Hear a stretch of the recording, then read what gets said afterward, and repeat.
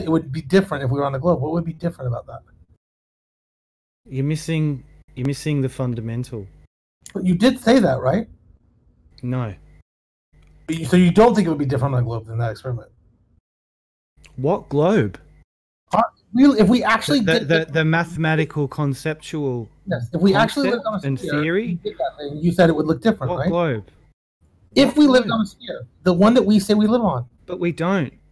I know, but if we did, you saying that would look different. You said that. Why are you correct? talking about a hypothetical? Because you said this yourself like 5 minutes ago, 30 seconds ago. It's right there for you to see. I said this looks exactly as we expected to see on a sphere, and you said no, it doesn't. And I said yes, if we're on a sphere, that's what we'd expect to see, and you said no, wrong. So then I asked, okay, well then how do you expect us to see it if we're on a globe? So you told me wrong, and then you won't tell me what you think is wrong about that. So when you sent me a picture once from low Earth orbit, right? Okay. So that image shows spherical water. Yep. We can't find it, mate. Yeah, you can. So you don't want to talk about this actual video then, I guess. I'm sorry to tell you, it doesn't exist. It does. I'm telling you, we already been over this, but it's just rhetoric at this point. But I'm trying to point out, you said you brought something of substance. We're demonstrating it. How? Where? Yeah. I'm waiting for it. So I mean, look, in order for a demonstration to be like compelling, so you have to show us something that would not happen on the globe.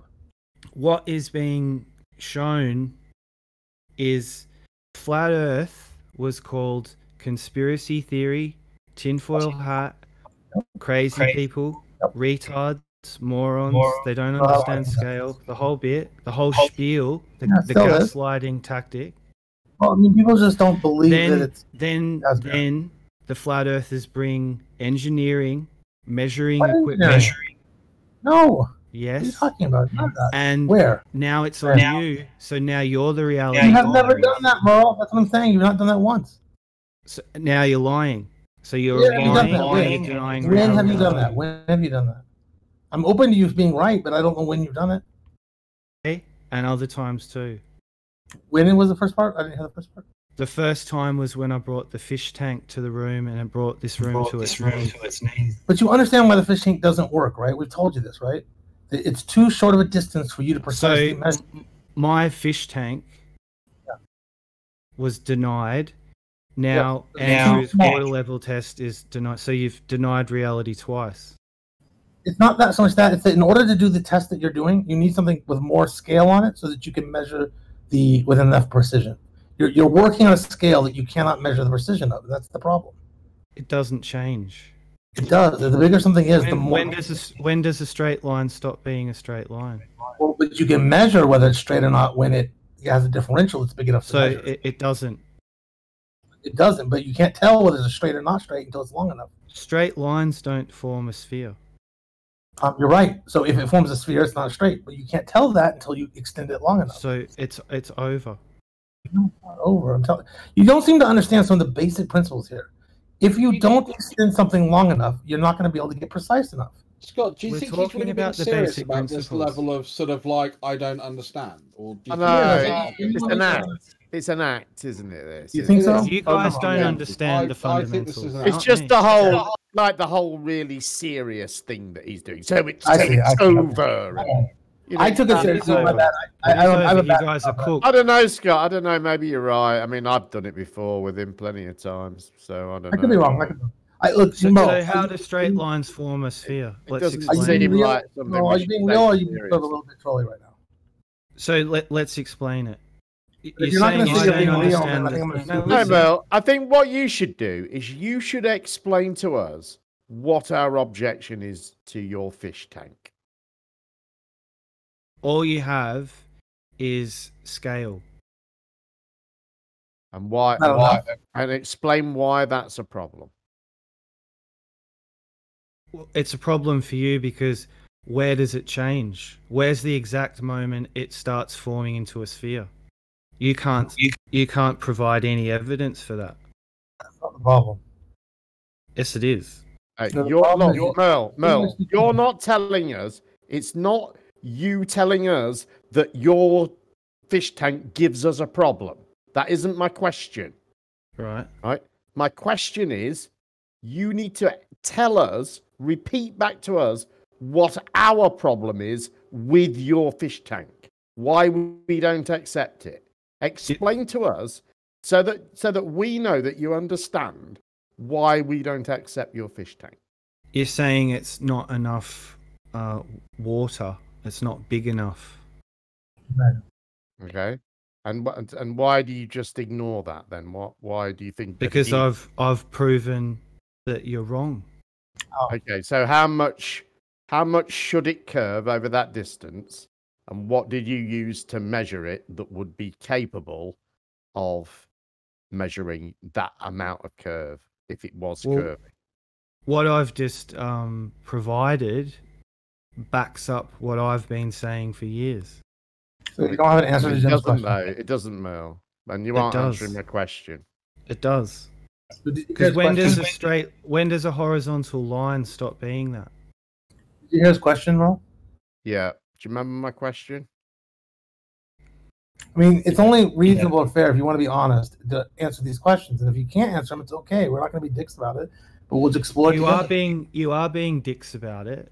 No, we're just trying to say you're the one that's being dick. We're talking normally, and you're being all weird and serious, aren't you? Get some water and back up your claims. But we're telling you. So you're not going to answer my question at all. No.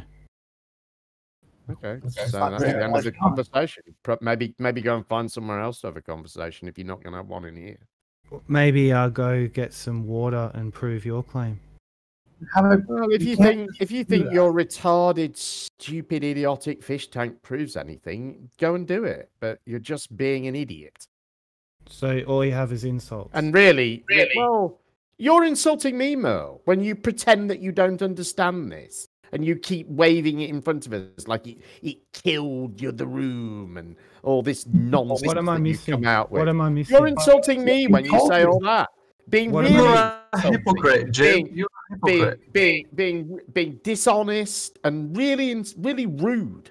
What you're missing, Merle, is that you cannot tell the difference. Straws. What you're missing, Merle, is that you can't tell the difference between the straight water and the curved water when it's that short. Because you don't have an instrument that's precise enough. You can't use a millimeter ruler. That's not really near good enough. You'd have to be very, very, very precise. Nothing exists that can be that precise. That's why you need a lot of water, because you need something that's going to be a big differential. So when has it ever been measured? It's been measured on like oceans and lakes and things of that kind of line. When? Many times in the past. And when? Name the date and the person who measured it. I forget the name of who had the bet in the 1800s or 18 whatever. Oh yeah. Why can't you measure it, Scott? Why can't you measure it? Wallace. We can. I'm telling you the dates in which we did it. What was the name? Why are you trying to refer back to Wallace? Sorry, I think. Dude, who's talking? Just hold on. Jim, what's the name of that guy? Alfred Russel Wallace, I think. Yeah. The Wallace bet. I'm asking you what you've done yourself. You mate. Hey, dude, just hold on for a second. I'm answering a question that was asked to me by Merle. In a second, you can jump in. So, you know the Wallace bet, the Rutherford and Wallace, I think. It was the Bedford level. The second. Yeah, Bedford level. Thank you. That's the one. And it was Ham. So that's the first time. Bedford level. So, what were you saying? Skeptical, I think your name is, or something? What were you trying to say? I'm asking what of. Asking what? You roboted.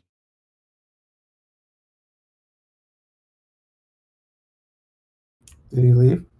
Merle, can I ask you another question about your thing? Sure. Is that Shine On You Crazy Diamond by the Floyd? No, it's Wish You Were Here. Yeah. Same band. All right. Same album. I Wish You Were Here. All right. Okay then. That's the album. Nobody asked which one was pink.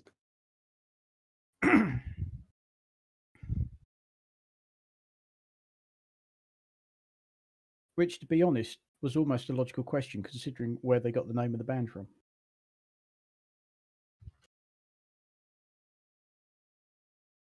Very true. Though pink came up some years later. A friend of mine told me, Scott, that you got in contact with him and said that you guys need to debate the flat earth because if no one challenges it or opposes it, it won't be anything. It's just an echo chamber. So you're actually offering a service by debating. Yeah. I think so. I kind of vaguely, maybe, I don't know who you're talking about, but I did at one point used to say that I wanted you guys to have the best argument you could. And that, so what I liked about the debate was, because right now a lot of the arguments that you guys have are just broken. And I used to be frustrated by the fact that you guys aren't just stepping up and making the absolute best arguments you can. And that really you guys should want to debate us to test and hone your arguments. Because if we can show you which ones are broken, you'll get left with the very best ones. And now my whole thing was, when you have the absolute best argument you can, you'll then take it to the real world. You'll take it to the powers that be. You'll present them, and it will either succeed or fail. Now, I know it will fail because I know what the truth is. But at least then you'll have finished the completion of the arc of the flat earth story. You will have done it right. You've done the best you could. You got the best arguments, and it doesn't work. That was my naive, very long ago, very simplistic belief about how this would go. Little did I know that really people want to stay in this loop that they're in, and they don't want to get out of it. They don't want to actually test these ideas. They want to be stuck in this sort of belief system. But that is a thing I used to believe, yeah. How do you know the truth? Basically through education, experimentation, knowledge, confirmation, verification, and understanding of common sense. Also, I have direct experience with people that did things like go to space and stuff like that. Did you go to a special school? No, I mean, I went to a very good school, but not a special one. What was so good about the school you went to that you were given some secret knowledge? It wasn't secret knowledge. It was just a very highly ranked. I went to Clear Lake High School, so it was all the kids of the NASA employees. So it was like, when I was there, it was ranked like number 7 school in the country kind of thing. So it was just a very good school, that's all. But Remember, only a few people are confused about the shape of the Earth now. Most of us know what the shape of the Earth is. Yeah. There is no secret. It's not secret knowledge, it's common knowledge.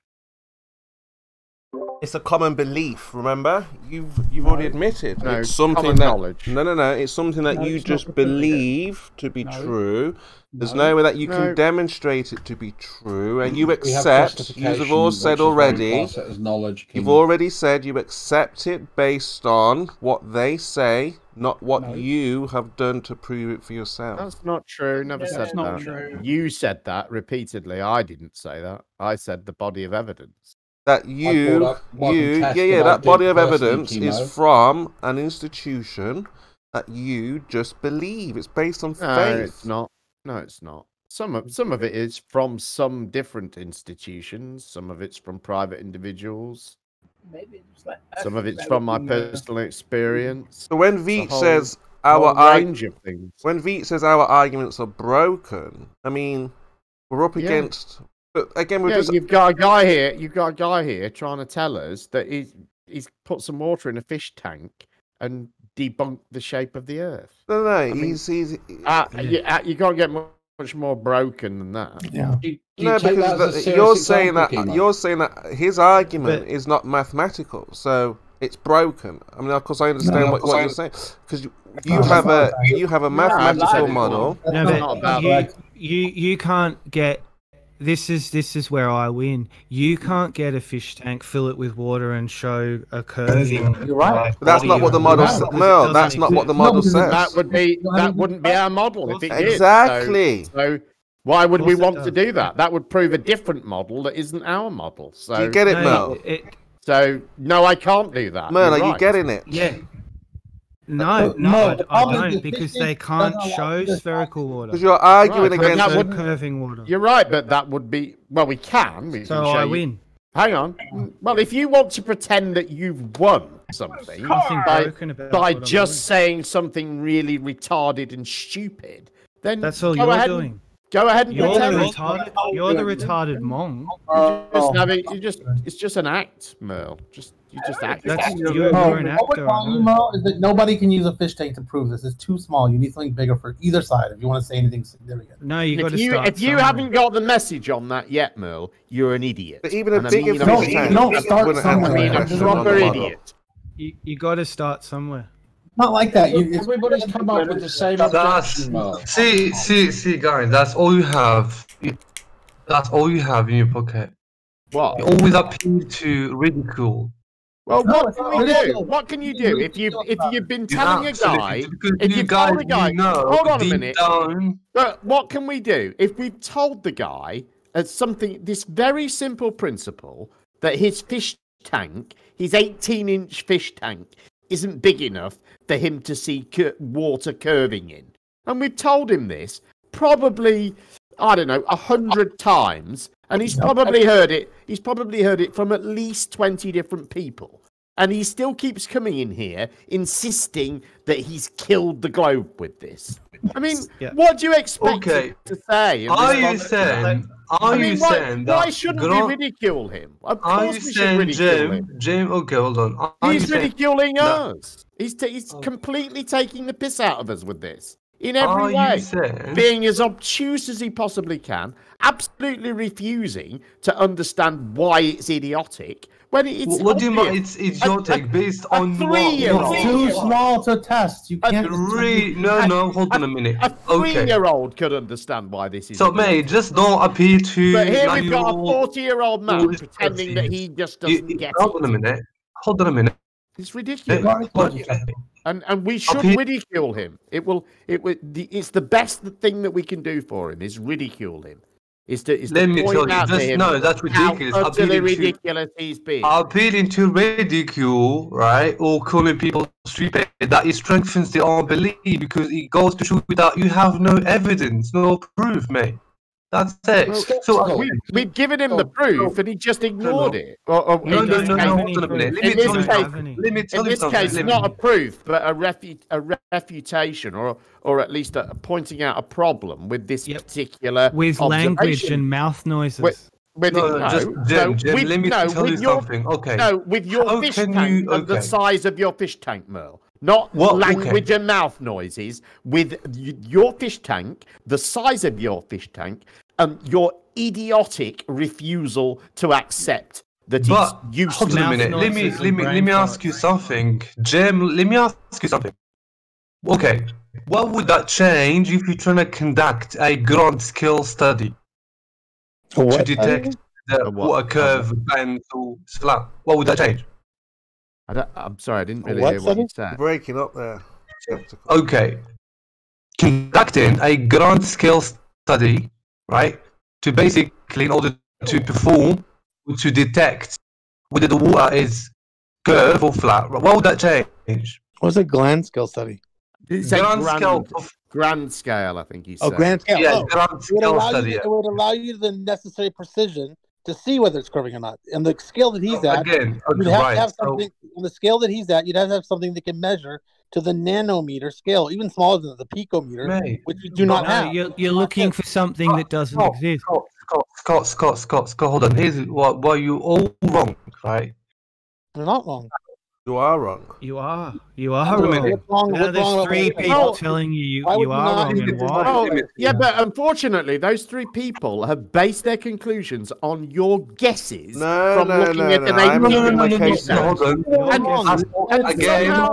and somehow making the logical leap that you can look at an 18-inch fish tank and derive the shape of. I'm still talking, and you can look at an 18-inch fish tank and derive the shape of a planet from it. That is lunacy. But Merle, look, this is how, because I understand this position, which is why, Merle, we have, for their mathematical model, we have the black swan, for their geometry. Now, obviously, if you're going to say this fish tank, you're going to have to say, premise it with a practical demonstration, not a mathematical model, because they're looking for geometry. They're looking for measurements of how far, how high, see? And the fish tank doesn't Well, to them, it does do what you're saying, but it doesn't do to them. It doesn't break their model, which is why they say, "What does our model say?" See, you would need more water. It's the starting premise. It's so you scale it down. That's the point. Not in the mathematical model. No, not in the mathematical. You're not giving me a chance to state my position. Yeah, but Merle, if you scale it down, Merle, listen. If you scale it down, you're scaling down the numbers.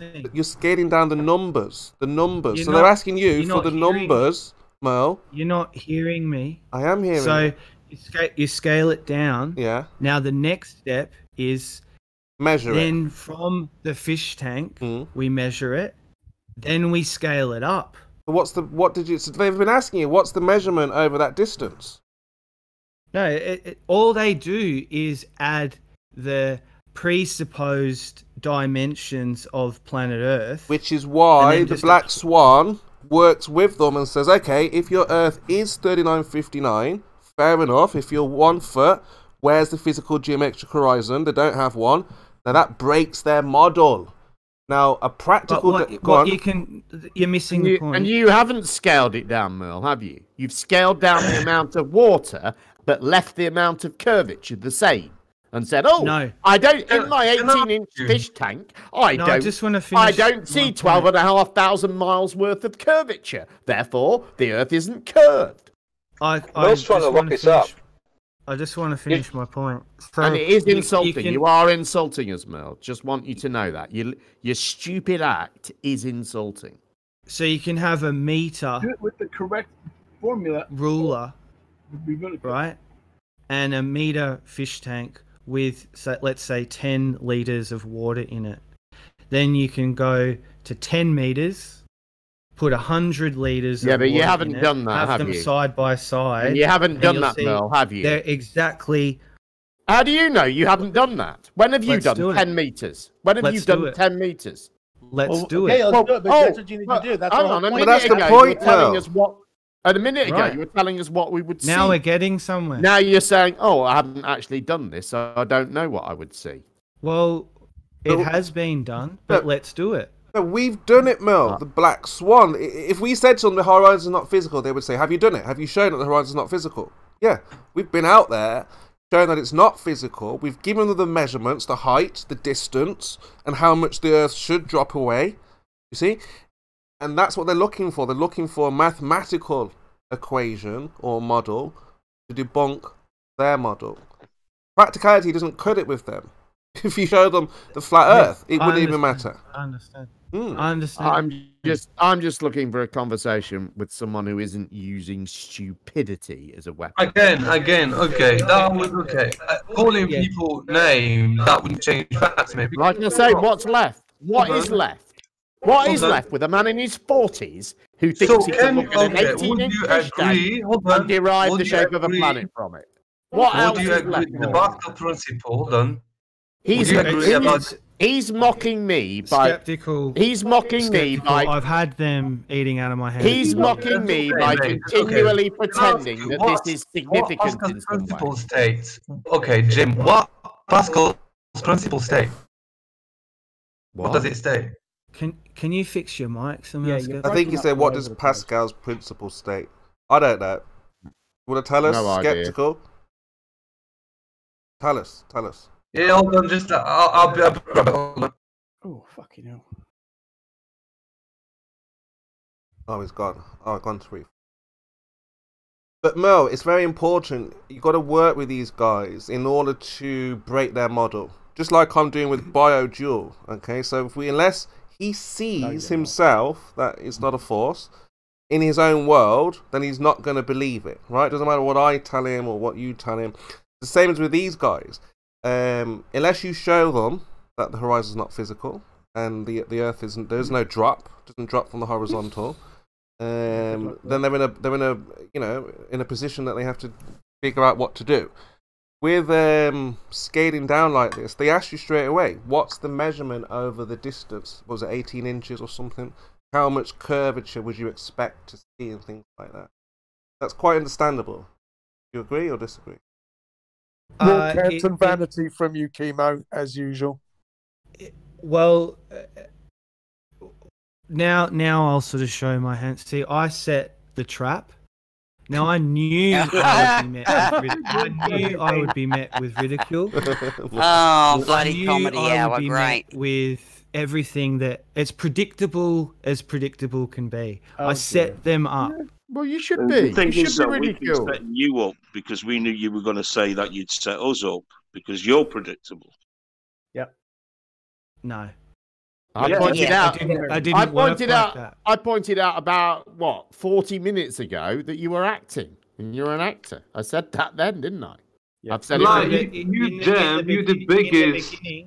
In the beginning, I knew exactly what I was doing. It was a conscious realization that I could bring reality and a substance. You say this shit every day. I knew what would happen. Don't you? You come in here every day saying this stupid shit. And I won. How did you win? It played right into my hand. What did you win?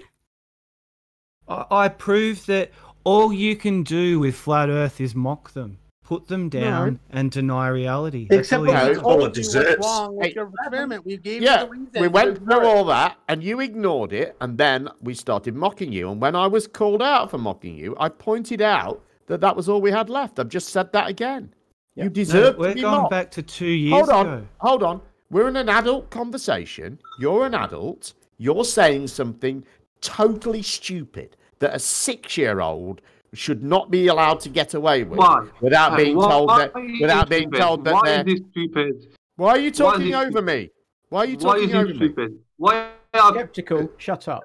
Because it is. Because he cannot look at an 18-inch fish tank and derive the shape of the Earth from it, and he knows damn well he can't. He cannot look at a tiny little bit of water and find out whether it's curving or not, because there isn't enough water there for him to measure any curve with. And sticking a 1 meter steel rule across it is silly. That's what a 3-year-old might do. So when we've got an adult that's behaving like a 3-year-old deliberately, by his own admission, then we should ridicule him for it. Now he's twisting it again. So the experiment was, let me finish and then I'll shush. The experiment was to expose them, to bring them a substance. Them? Which them are we talking about? So they're talking over the top of me again. So they have to censor and engage. But you didn't bring us a substance, Merle. So 2 years ago, I brought in a spinning fish tank full of water. We told you it was silly. Now you're rumpusing me. Give me my lane. Go ahead. And then I'll be quiet. So I devised an experiment to expose the ballers' logic that they'll meet flat Earth with ridicule. But we gave you the actual reason why they'll mock the man and not the experiment. You're just lying. And it was a setup. This is just a lie. But we gave you the reason why it doesn't work. I win, you lose. Okay. If we already gave you the reason, Merle. We gave it to you. The first thing we did was tell you why. We're very real with you. Yeah. I wonder why you're being so dishonest. Is it because you realise you really have? But on what basis you say this is honest or disingenuous, mate? It's obvious. But listen to what he's saying. Can't you tell? Why are you appealing to ridicule? Because the guy Mel conducted a small scale experiment, regardless if the gigantic or grand scale experiment. That wouldn't change the fact, because in nature, water always maintains and finds its own level. This is the reality. It doesn't do that though in nature. That's not true. So that's it. You cannot, because you guys this is what. Okay, if we control every single variable, we will end up. We'll get the same conclusion, i.e. what seeks and maintains its own level. It's incorrect. It's incorrect. You cannot go beyond that, because it's the practical. Yeah, I would just say water behaves according to the forces acting upon it. What about if you control those forces? What do you mean? Yes, then my rule stands. It will behave according to. What will be the outcome if you control every single force? What will be the outcome, Jim? It will behave according to the forces acting upon it. Listen carefully. What about if you control those forces? What do you mean by control? You mean eliminate? Do you mean eliminate? Eliminate, yeah. Eliminate. Then it would form a sphere. It'll form a sphere. Sorry? It would form a sphere. Sphere. We know this because you can look at cases where we do eliminate all the forces and it forms spheres. Droplets. Small scale. Hey, I made a thing for you, Merle, that you might want to see. I made a diagram for you.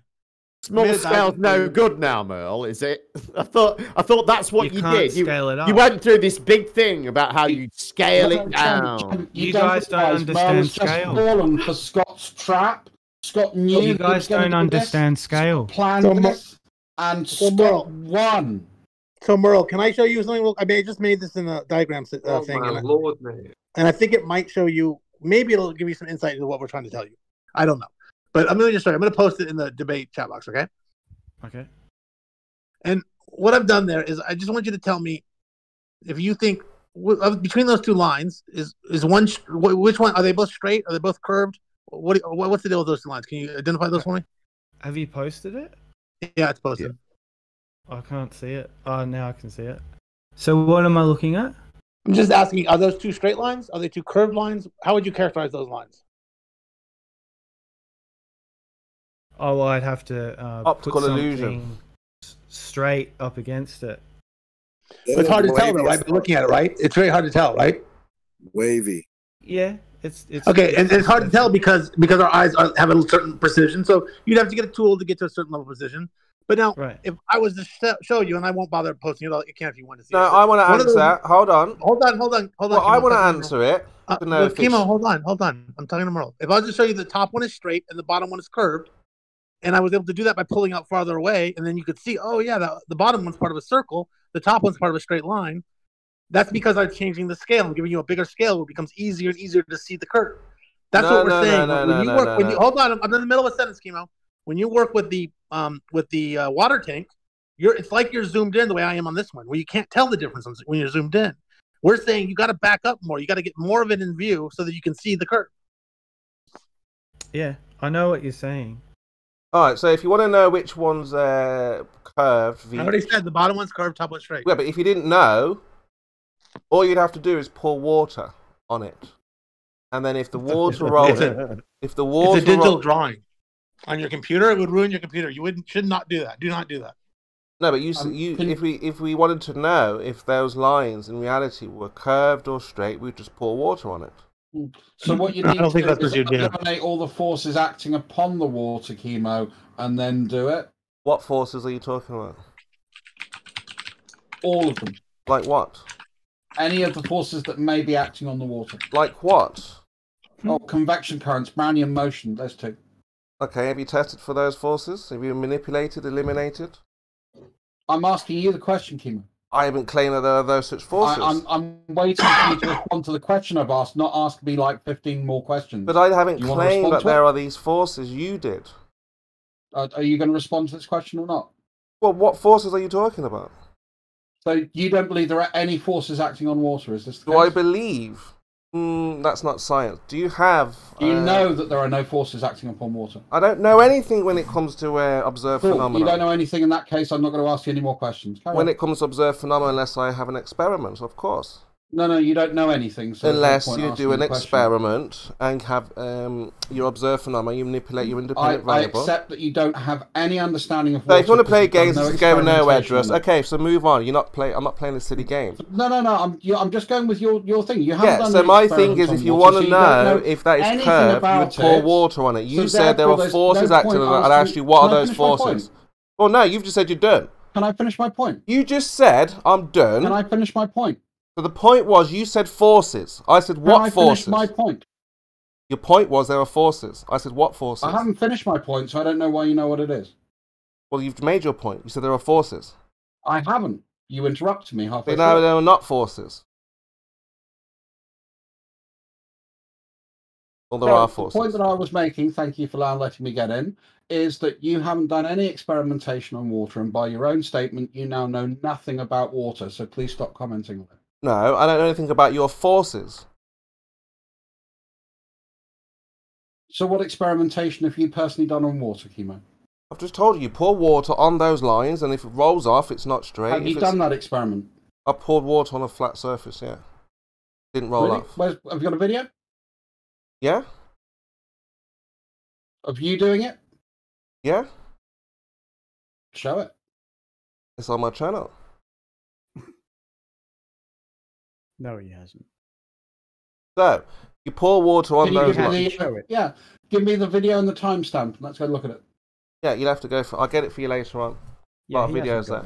Yeah, always later. He hasn't got it, and it doesn't show him doing fuck all. I'll get it for you later. That is my suspicion. I'm not going to make that claim because Yeah, I'll get it for you later. Just like we're waiting for BioJewel. BioJewel promised there last year. So what's the rush? So it's now clear that Kimo doesn't have this. Otherwise, he'd be able to produce this in the same way he challenges us. And when we don't do it, you go, well, you've obviously got nothing. Then have you, Kimo? You've obviously got nothing, Kimo. Well, what's the rush? Standards he holds everybody else. I know it's harsh, isn't it? What's the rush? Yeah, you should ask yourself that question sometimes, Kimo.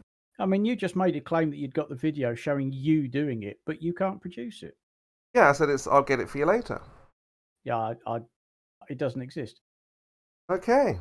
Because you're hoping that later on we'll have forgotten about it and you won't have to produce Kimo, you're lying. You don't have a video that shows that. Yeah, because you never do anything, ever. I'll bet you $100 you don't have that video. I'll bet you $1,000. I'll bet you $10,000. I'll bet you $1 million. I'll bet you $1 billion. I'll bet you $1 trillion. I don't have $1 trillion. Well, then, can't bet at the high table. That's fucking scary. that implies he's got $1 billion. So, like I said, you invoked forces, imaginary things. When you get your forces, I will get this video of me pouring water. Okay, that's the deal. Come on then. Come on then. Let's see it now. I just said, when Just provides these forces, I'll provide my video of me pouring water. See, now it's conditional. You've got to add conditions where they weren't there before. Well, you're moving the goalpost yet again, like always, Kimo, because you haven't got the evidence, you're refusing to produce it, and guess what? I suspect, I'm not going to claim it, but I suspect you've just been caught out in another lie. I'm sticking to your mantra of just making things up and not being able to back them up. What's the problem? So you're saying that everything you say is bullshit. Cool. Well done. And funny enough, every time that you ask me for something, I tend to provide it. So you asked about the angles to Polaris. I provided, the diagram supporting what my proposition was and the claim that I've actually done those measurements. You've got to know who you're talking to. Now, if you know you're talking to a person who just makes up stories. I actually provide evidence for my claims. You just hand wave them away and then pretend that you were just pretending when you get caught out in a lie. My curiosity would be why, if you can make up stories and make up claims, why, if I tell you a story, you would have a problem with it? Well, we're still waiting for the evidence, Kimo. So you're deciding on what we actually... He said he had forces, and I said I poured water. So when he provides those forces, I will provide me pouring water. Oh, you're a fucking idiot. So again, let's make the note that Kimo is denying that there are any forces acting upon a liquid. He did it again. So what are those forces? So again, he can make up stories. He's now in denial of these forces. He doesn't believe they exist. He doesn't know they exist because he hasn't done any of it. Well, what are those forces? What are you talking about? I'll catch you later. I'll catch you later. And that's how we do it, ladies and gentlemen. We dismantle the global. See, when M.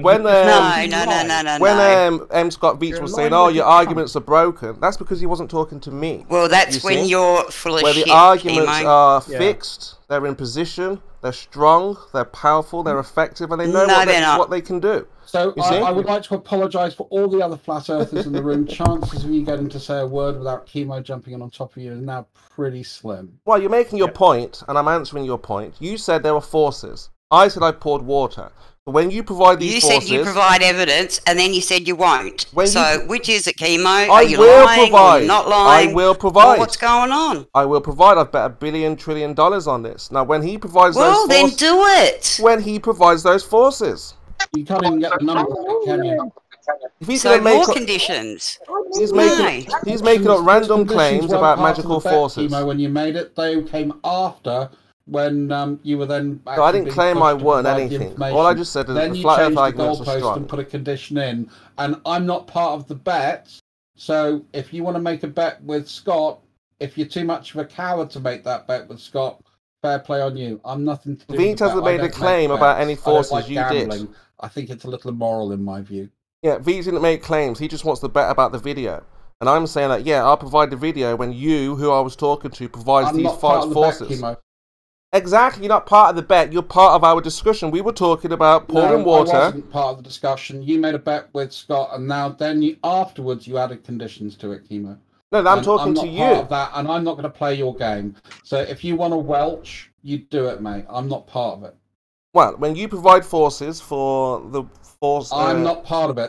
You're not part of the bet, no, but you're part of making claims. I'm not going to make any conditions up for you that comply to this bet. So I'm not going to say that I'm going to provide anything to you so you can make the bet. If you don't want to make the bet, that's your choice. It has nothing to do with me. Me and Veach have a bet. Stop talking about the bet. Yeah, that bet has nothing to do with you. Please stop this. That bet has nothing to do with you. It's not going to go well for you. Why do you keep talking about the bet? That's nothing to do with you. We were talking about forces and pouring water. You said provide a video of me pouring water. I said when you provide those forces. Nothing to do with the bet. You had the video.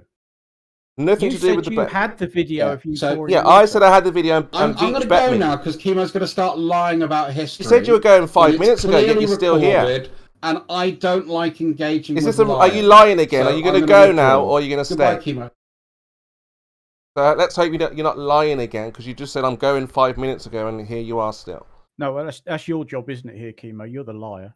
So the point was, yes, the bet with me and Veach still stands. I've got to provide a video of me pouring water. We didn't make a bet. You said $1 trillion, and I couldn't stake $1 trillion. Oh yes, yeah. So there you go. Bet's null and void. There you go. So we don't have a bet, but we did almost have a bet of me pouring water for $1 billion. You have $1 billion, but we didn't take that $1 billion bet. So what we're looking. You don't have $1 billion. Why are you making bets that you can't fulfill, Kimo? What are you talking about? Betting Veach that I can pour water on the floor for $1 billion. That's an easy bet. You don't have. You have to already have the video. You have the videos made. It's on your channel already. Date is uploaded. It has to be before today, etc., etc. I'm stamped. Well, you don't have $1 trillion anyway, so no. True, I don't. I think you're safe. Neither do you. Chris, don't worry about what everybody else has. What do you mean? So you're implying there? It's not about me. It's not about Veach. We have the bet. Again implying you have $1 trillion. Look, Druss invoked forces. This is how this began. Okay, so I asked him to provide those forces, and once again he failed to provide those forces. You have them in your hand right now. What? Oh, so you're now invoking forces. I'm not invoking anything. Those forces are acting upon you right now. Are there any forces acting on me now? No, they don't feel any pressure from anywhere. No, they're still acting upon you. They whether you want to accept them or not, whether you want to accept reality or not, that's what's happening. Sorry. Well, again, I could just accept it, right? Or we could test it. Or you could just be a flat-out retarded, deluded liar and say, no. No, that's not how we do things. Fortunately for us, reality doesn't care what you think. No, that's not how we do things. We do things with experiments and science. You don't. But you guys do, hopefully. So hopefully we have mass attracting mass very soon. Oh, so it's everybody else has to do your shit for you, and yet we're not paranoid. One video. We're not paranoid schizophrenic freaks. I know, we do have trust. Why would they lie? No need to lie. So surely somebody like Bio will be able to provide this experiment simply. It's not a big deal. It's already been done. So someone else is doing your dirty work again. No, how can we take it as yours? It's not when mine. You don't. So, Mippet, how I understand. Yeah, I know. Mippet, how I understand it is to get you guys to see that your science is broken. You have to do your own science yourself. There's nothing wrong with our science. Thank you very much. You just refuse to accept it. But you don't know that yet, farmers, because you haven't tested it. No, trust me. I do know. I've been an engineer for over 30 years. I know it works. Engineer is not science. Science is involved in engineering. Engineering is not science. How would you know? You're not an engineer. Yes, but engineering is not science. You can't make that in many cases it is. An engineering degree is a scientific degree. You are completely ignorant to all matters of engineering. Okay, what is... Okay, fine. Let's talk about it. Let's work with you. About science. Fine, let's work with you. What is scientific about engineering? Explain. No, why should I? Exactly. This is my point. Exactly what? Yeah, why should we entertain you? Exactly. You're just a retarded dumb fuck. All right, explain to the audience and the world listening and everyone here, what is scientific? Everybody already knows except you. The audience understands. It's just you fucking retards that refuse to. Sorry. Well, explain to the next generation then, what is scientific about? It's applied science, Kimo. It's just applied science. So it's the same thing, but you're building practical, implementations that are related to it. You're taking the science, you're testing the science, and then you're using it to build things. What do you mean you're testing the science? What are you testing exactly? Like 45 tons for Red Bull Racing. What on earth does that mean, veach? Farmers testing the science. It means that you have to hypothesis. You'll come up with an experiment, or you'll come up with some observation that will test the hypothesis. It's like what you guys usually refer to as the scientific method. So you test some ideas in science. Give me an example. You have a hypothesis about an alloy of metal that will be stronger than some other alloy, so you come up with a way to test whether it is indeed stronger or not. So hold on. So you're trying to find out if a metal is stronger than a previous an alloy. Let's say you think an alloy will be stronger under certain temperatures because of some theory you have. So then you set up an experiment where you change the temperature, you test the strength of the alloy, you're testing it against some other alloy, you figure out which ones are stronger, see if you were right or wrong. So stop going on. Let's talk. So let's say we put this metal in an environment that we think it's going to burn up, and it burns up. What do we know? Then that will be a failed experiment. You'll find out what the price point. No. Now we've tested. We trialed. Veach. We trialed, and what happened? We had an error. No, that's not an error. That's an experiment. No. Negative result of the experiment is just as good as the positive result. You're not letting me speak and explain properly. So if we're in the laboratory and I say to you, make this metal so it doesn't burn up in this environment, and you say, that's not what you say. Not what you say. You say, I have a theory. I hypothesize this alloy here will do better than this alloy over there under increasing heat. Why have you got that theory? Who knows? It's some theory that they have. They saw some No, observation. I'm asking you, why do you have that theory? Why do you think that? I'm making it up as an example. I have that theory because of the way that covalent bonds work. Because hold on, can you slow it down? Heat resistance. I know this from. You're not going to understand it, Kimo. Shut up. Because you're going on. You're shotgunning. You're not letting them look. No. Just slow it down. Slow it down. So yeah, but I'm answering your question. You gotta listen to what I say. What's the difference then between a child or anyone doing that, saying, I think this one here is stronger than that one here, let me put it in that environment? Science, dude. It's science. So then they do the experiment, they'll put the alloys under heat, they'll change the heat, increasing it as they go. They'll see how the alloys respond, and then they'll know whether so everybody's a scientist then. So everyone's a scientist. Anyone can be a scientist. A scientist is just somebody who's doing science, yeah. So even when children... I mean, the difference is, Kimo, they come with these predictions based on how molecules fit together. No, you see, Veach, this is how we've explored it's not just that this is not science, this is how it works. This is simple and straightforward. I'm not sure what your issue is. What do you not understand about it? Because where's the science in this? All it is trial and error. No, this is experiment. I just told you experiment. You're testing to see if this one is stronger in the environment. You're experimenting on these two alloys to see which one has better. What is the experiment? What experiment? What's your variable? I just described it to you. What's your variable? You're just stupid. You know what, Kimo, do you not understand, you thick asshole? What's your variable? A child could do this. Kimo's right. Yeah. A child could do this. Yeah, of course it could. Of course. Is it not science then? Yeah, but we should actually let children do all of this. Come up with something better than a child can. If a child can do it, it can't be science. And then maybe come back. But because everything is science, then, right? You've heard the experiment. It's clear as crystal. If you have a question about it, you can ask. But be real about it. So I could say, if I put milk in this tea. And this other milk in this tea. Wait, hold on. Are you putting the milk first? This is not science. Hold on, Kimo. You never put the milk first. Ever. Yeah, but to Veach, everything is science in this case. No, that's not true, Kimo. Never put the all milk the things you need to know what the experiment was. I don't know why you don't understand it. It's exactly the kind of stuff you usually say.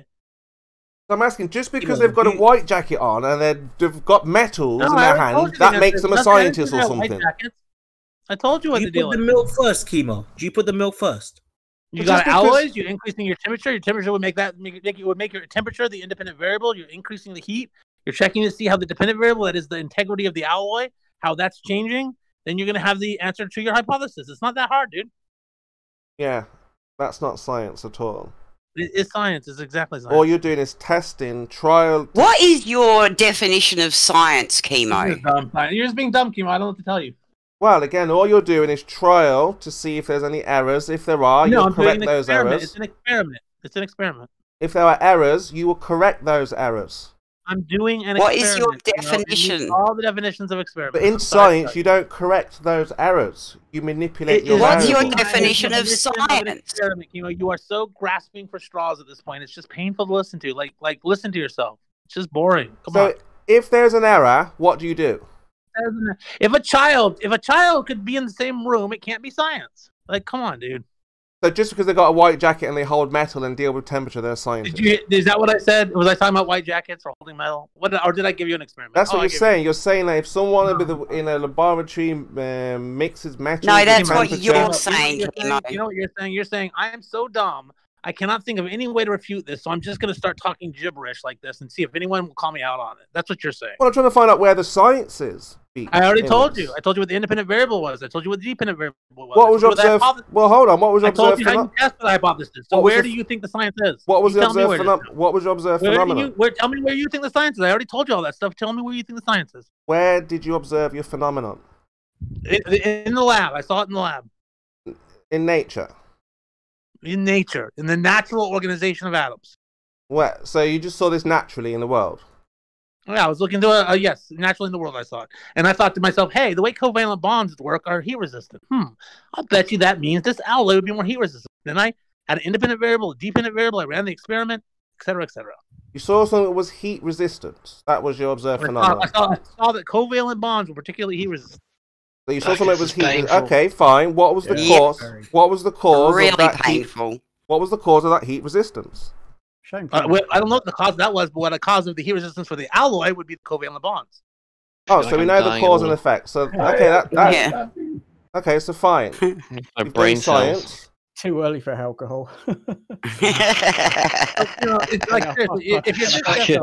I'm weighing it up right now, even that I'm 3D drawing.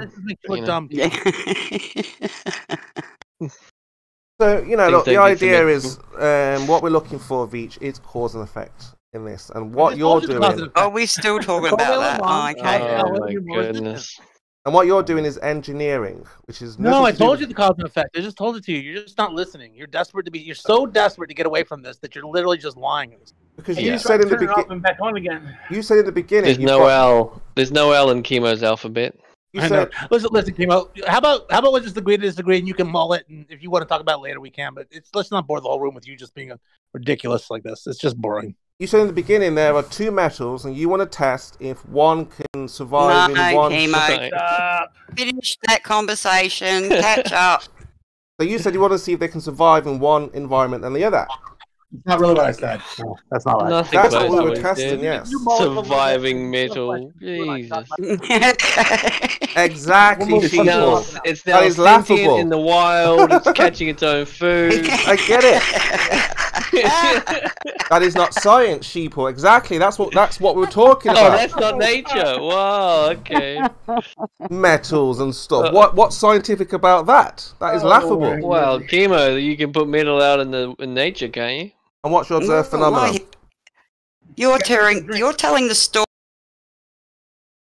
See, and that's why you can't call everything to be science. Well, actually, Kimo, you can. You can. Because if something is in a natural world, by definition, Kimo, a piece of metal tested in a laboratory, by definition, Kimo, so that's it twice, is not supernatural. Okay, so what is the science you'll do with the metal? Tell me about it. Well, it took a scientific understanding to create, say, all right, walk me through it.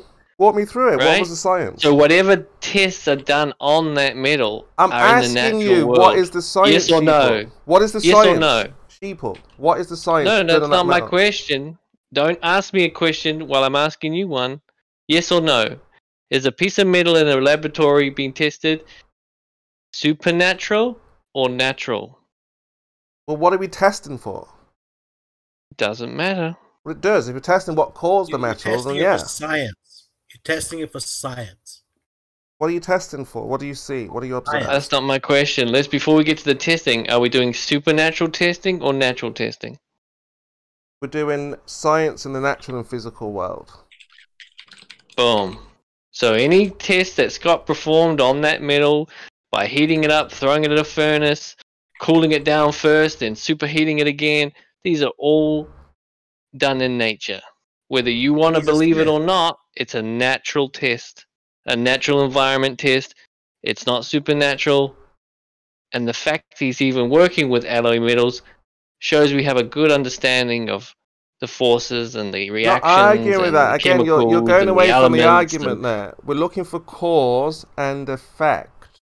So in nature, we're looking for things that has an effect, and we want to know the cause to it. Nobody's looking for it but you. So if you build a factory and you do an experiment, we already know the cause of the effect because you've already built it. Wait. You're getting away from the test, Kimo. Yeah, so if you have a phenomenon, if you have a phenomenon in that piece of metal, we will know the cause because if you built it, then obviously we know the effect is from you. See? What kind of factory do you build to do an experiment? Well, if you build a building, a laboratory, into any factory, into any building branch. Yeah. And you need to understand gravity and... no idea what you're talking about. A factory generally makes things, right? Yeah. That's what a factory does. So we're trying to teach you Kimo, guys the difference go between back to engineering what and Scott science. said. It was a fantastic example. Right? Because the metal that he was testing reacts a certain way inside the natural world based upon certain things. Heat, cooling, gravity upon the metal. You see, once a piece of metal is superheated to molten metal, what happens to it, Kimo? Look, you're getting away from the point now. He doesn't know. What happens? You just jump from one thing to another when it's turned into molten metal. No, this is not how. This is not a conversation. I'm not going with your thoughts. I'll tell you what happens. I'll tell you what happens. We observe a force act upon the metal perpendicular to the pull of gravity, and that molten metal becomes your mind is all over the place, Sheeple. Go back to what Veach was saying. Oh, my mind's all over the place. Yeah, go back to what Veach was saying. Stick on that.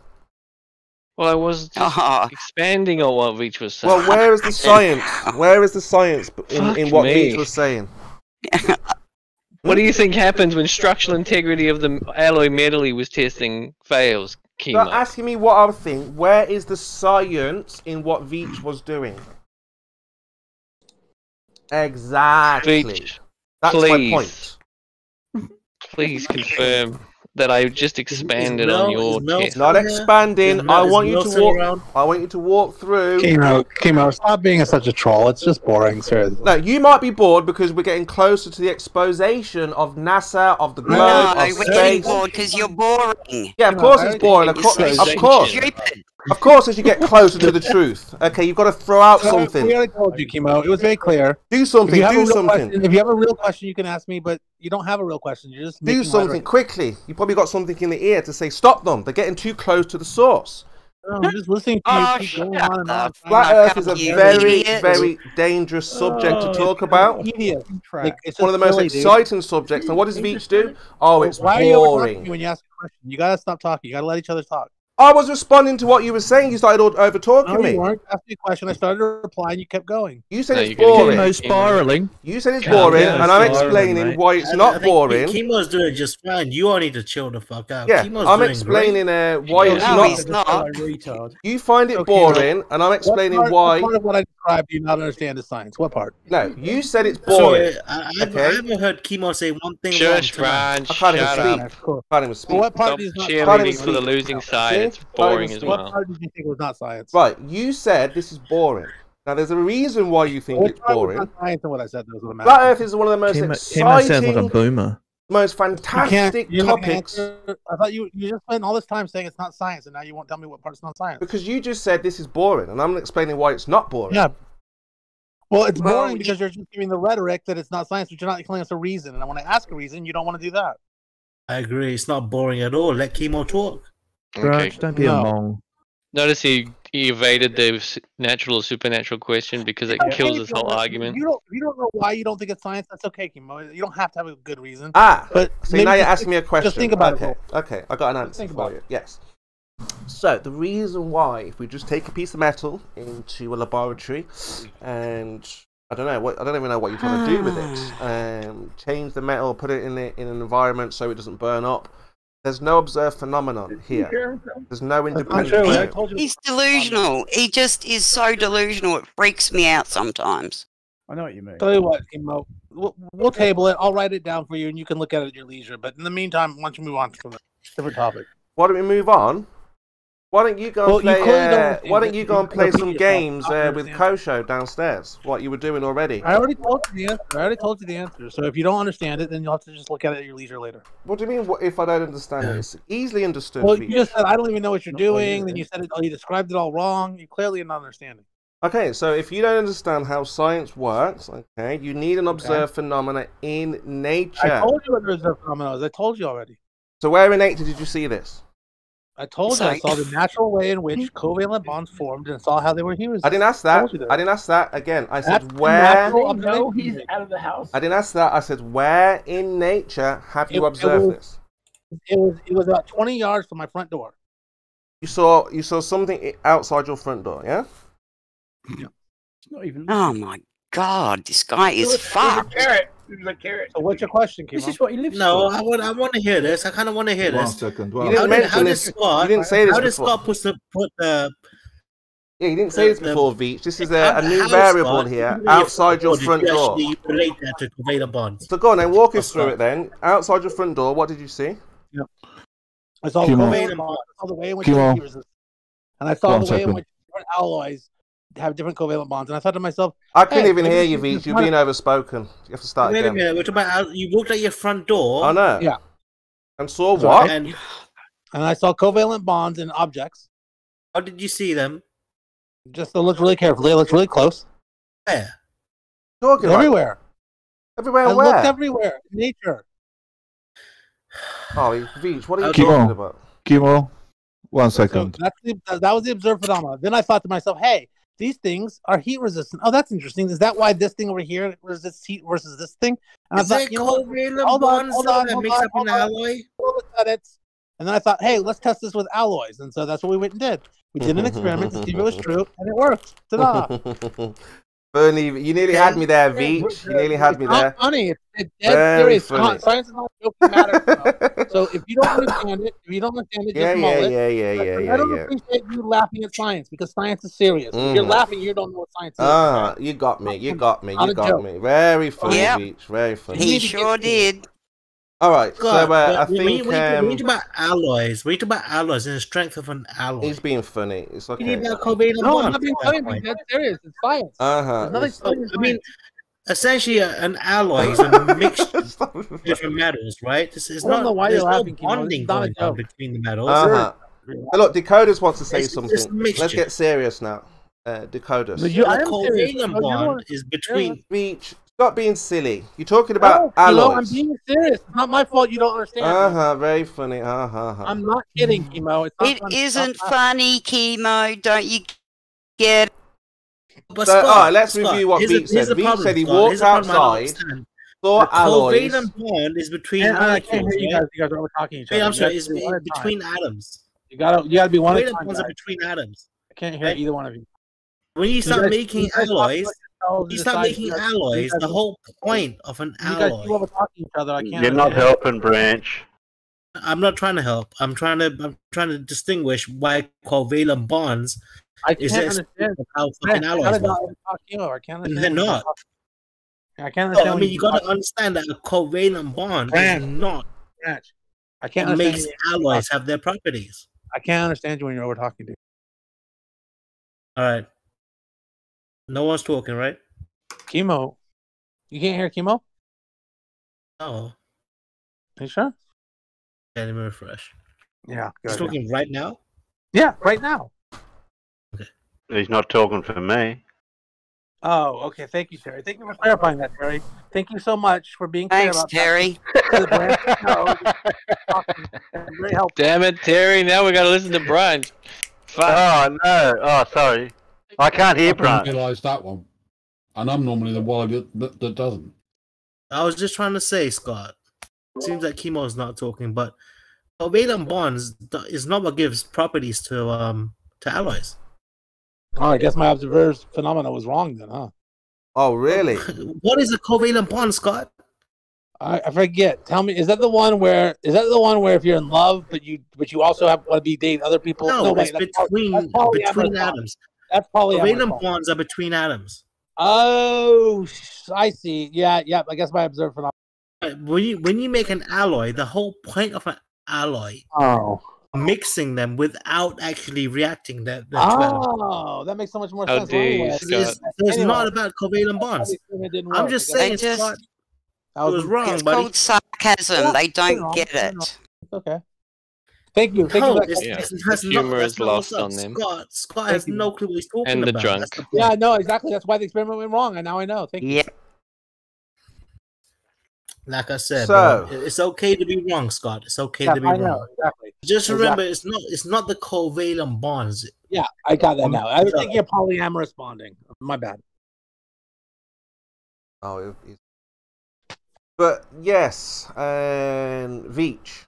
Fortunately, yes, you need the observed phenomenon. What was that, Cheapy? I missed that. What you said? Yes, quite right. Oh, okay. So obviously, without that observed phenomenon, we're lost. Pretty much lost. We're guessing in the dark. Pretty much what veach. I told you what the observed phenomenon was. That's you. You should find a candle. But yeah, I was going to say, can't you turn the light on when you're in the dark? No, this is why we had to clear up the difference between engineering and science. There is no science in engineering at all. What is your definition of science? I just told you how there is, Kimo. Yeah, but we'll just do that again. We've just explained, Veach, you were wrong. No, but I just told you what the observed phenomena was. You said you understood it. Yeah, but it's not an observed phenomenon. You're talking about alloys. It is. Where do we see alloys in nature? What are you talking about? I just do we see alloys in nature? It's not an alloy. It was a covalent bond. I told you this. Belief. Dude, you need to write this down if you can't keep track of it. Where do we see this in nature? In covalent bonds, you see them all over the place. Don't you ever see? Do you never go out into nature and look at the bonds between molecules? What's the observed phenomenon? The observed phenomenon is that certain things are more heat resistant than others. How do you know that? Because I see fire not catching on certain things, and I see fire catching on other things. What are you talking about? That's how I know. It's not heat resistant, just different temperatures, right? That's not difficult. Flammable. Call it flammable then if you like. Yeah, that's not difficult to understand. Okay, cool. It was an easy observed phenomenon then. So no then science I saw that, required for that. Aha! Here's my hypothesis. I had a hypothesis, and then I went and tested it with an experiment. Ta-da! That's science. Yeah, not with metals though. By the way, some alloys start natural. Things like electrum, for instance, actually nickel occurs naturally. What's the cause of it? Even if it weren't, you can have man-made metals in science. It's just silly. Of course, you can do man-made stuff in science. Sorry to break it, but that's not science. If I told you that my phenomenon was that ghosts are really scary, that would be, you'd go, hey, wait a minute, that's supernatural. That's not natural science. Look, we can't just make things up, V. Go along with any idea that you think feels good. Take your own advice, Kimo. It does seem like that's what you do all the time. So how rich is that? You're going with what you feel is right. Yes, and you're going with I feel. You're saying I feel that. Tell us more about yourself, Kimo. You're saying V. Well, I'm going to step out because there's too many cooks in the thing. I'll let Kimo flip it. I think take over. Way too many. Yeah, but just to wrap up what with Veach, I forgot my point now. Your point was exactly wrong about engineering and science not being compatible, and that you will study it and mull it, and if you have some complaints, you'll come back to me. That was your point. No, not quite. So you can't even remember your own point now. Okay. Yes. Wait, is Kimo saying that engineering isn't science? But nonetheless. Yes, that is what Kimo is saying. No, Kimo's saying basically there's two realms for science. I'm not supposed to remember anything if everyone just talks at the same time. And everything else has to fall into the category of supernatural. By definition, those are the only two categories that science deals with. So engineering, therefore, I guess from Kimo's perspective, must be supernatural. Yeah, but foolish. What you have to understand is when you have such amazing scientific breakthroughs like the retroencabulator, that has to be science. I mean, the original machine had a base plate of prefabricated amylite. It was like surmounted on a malleable logarithmic casing that stopped the spurving bearings in a direct line with the parametric fan. And I think it was summed up by that classic line of "take the cheese to sickbay." Oh, you're back. I thought you gave up. You lied again. No, Kim. I had a meeting that I had to go and attend. No, you didn't say that. You said I've done. I've had it. And then I came back, and I wasn't actually talking to you. You're the one that's trying to engage me. So to let you know that you lied. What do you need from me, Kimo? Well, you've been lying all night, Kimo, so join the club, hey? Lying about what? All we do is raise awareness, expose the globe lie. No, all you've done is lie through your ass all night. Well, again, all we do is... You lied that you're not a mongoloid. Kimo. And it's an unfortunate fact of life that you're a really shit liar that keeps trying to lie, and I don't know why. Generally the indication of madness is repeating the same action time and time and time again and expecting a different result. Don't say that. Trust we come here. Well, look, as long as we all understand how to conduct science, and so far we understand that if it's man-made... Well, you still haven't told us what your definition of science is, Kimo.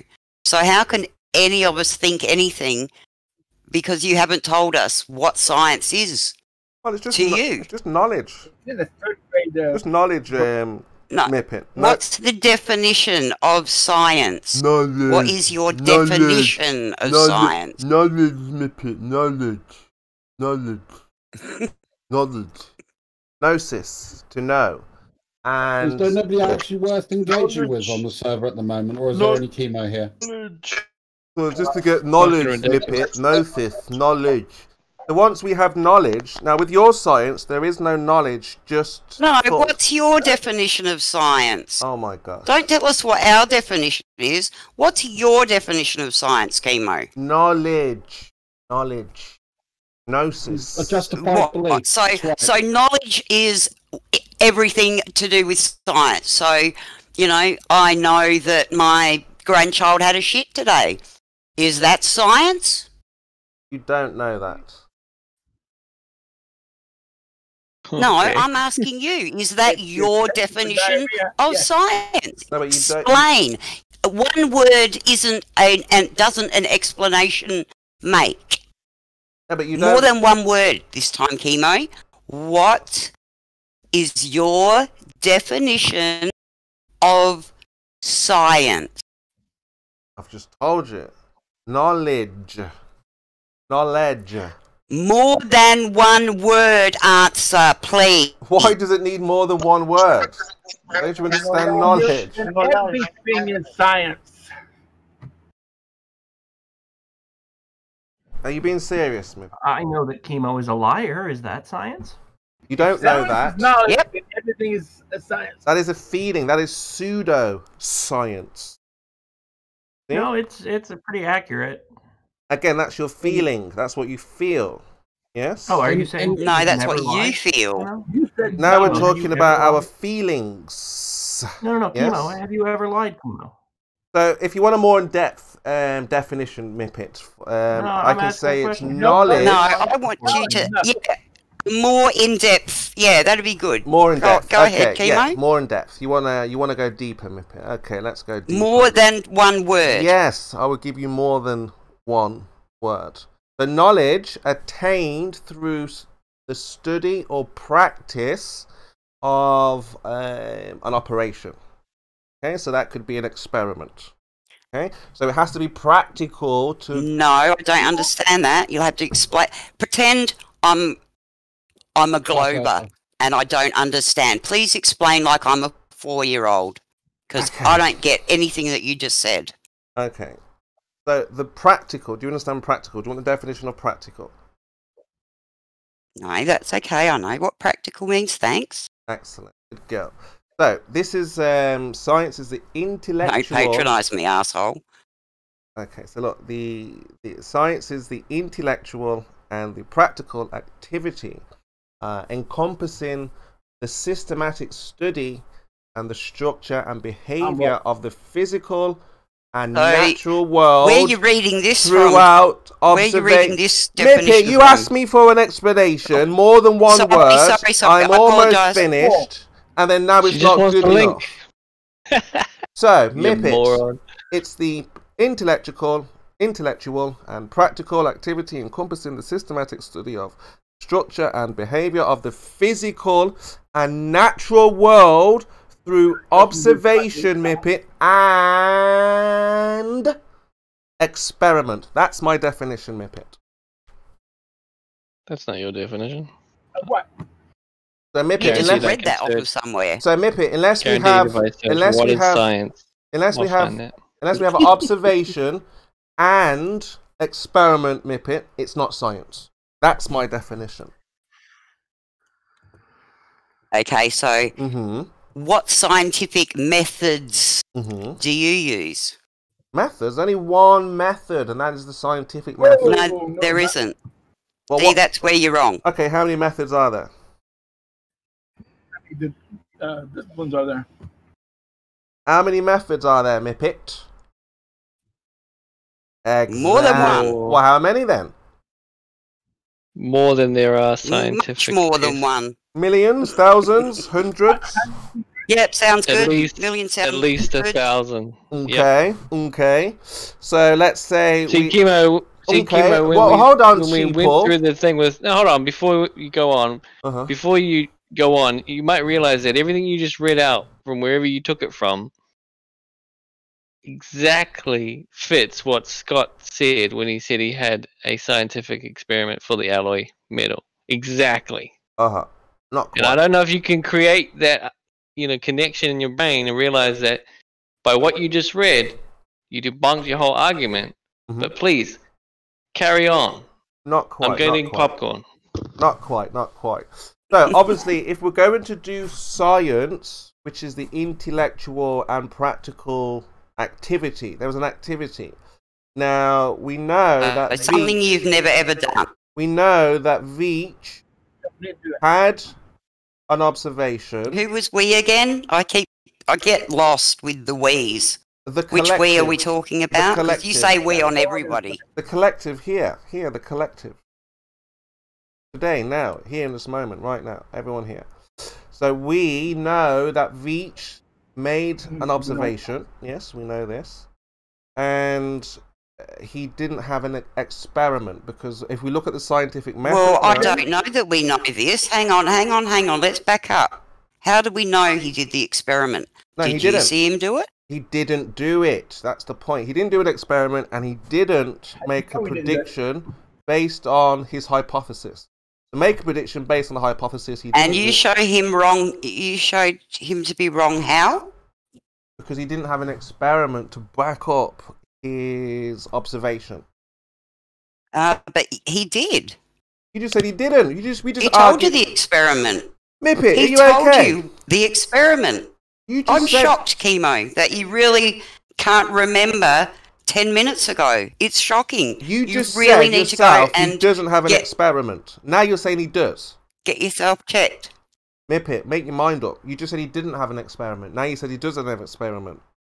No, he does have an experiment. Which is it? He does or he doesn't? What the fuck? You're getting confusing, Kimo. So, all I asked was who's we, and you said all of us. The collective, well, you don't talk for me, and I'm pretty sure you don't talk for everybody in this room, Kimo. So it's you think whatever you're saying. But you keep telling us what we think. I find that really interesting. No, we don't talk for you, we communicate for you. So we give you how science is conducted. The best way. No, you don't. Well, actually we do, because we've seen that veach this morning. No, you don't. Well, actually we do, because we've just seen veach this morning. Well, no, you don't. Well, we've just seen veach say that he's done an experiment. That's him. Yes. And we haven't... We've heard him, yes. We heard him, but we never saw him manipulate independent variable. Yes. Do you know what his independent variable was? Were you listening when he told you? Doesn't have a predicted independent variable. That's the point. Not science. Yes. Trialed, and there was an error, and he corrected it. That's not So what's science. not scientific about that? We've just been through the definition, Mippet. You're not listening. Yeah, and I still don't know where you're getting that it wasn't a scientific experiment to start with. Okay, so needs to have an activity. There was no activity. He needs to show something. Well, how do you know there was no activity? How do you know that? He didn't show any. He just said, I hypothesized this and this and this. Yeah, which is how an experiment starts, or how the scientific method starts. Yes, he had no hypothesis. Yeah, but he needs a predicted. So let's take a look. He needs a Which he needs did. to make a prediction based on his hypothesis. A testable explanation. Yeah, which he did. Yeah, he doesn't have a testable explanation. He did. What was it? What was the cause? He heated them up and saw what happened at different temperatures. You weren't listening to anything he said, were you? Seriously, Kimo, you are so full of shit that it. I mean, your ears it's coming out of right now. Yes, but he overlooked step 1. There was no phenomena in. And nature. I'm really embarrassed. I get really embarrassed for you that you just can't accept that you're wrong and you won't answer a question and you just make shit up. It's getting, very pitiful now, Kimo. I mean, I could be wrong. Yeah. And there's only one way. I think I know that you're wrong. Oh, I know that you're wrong. No, but hey, I'm going to step Mippet now. without... Let other people deal with the crap. Yeah, quite right. I mean, again, we are very arduous on this point. And the idea is just to expose and show that if Globers think they have science, the best thing to do is work with them, not against them. Now, obviously, my favourite is Cavendish. Favourite of mine, Cavendish. I think this is an experiment that would say goodnight flat earth. And flat earth would not have a leg or a position to stand on, because you guys would have... Well, it's already been done. Well, no, at the moment there is no science to support your position. There's just... Yeah, there is. There's a scientific paper that you've been posted many, many times explaining the experiment, showing the results of the experiment, taking pictures of the experiment, and it was even done in a vacuum chamber, and you said that's just writing.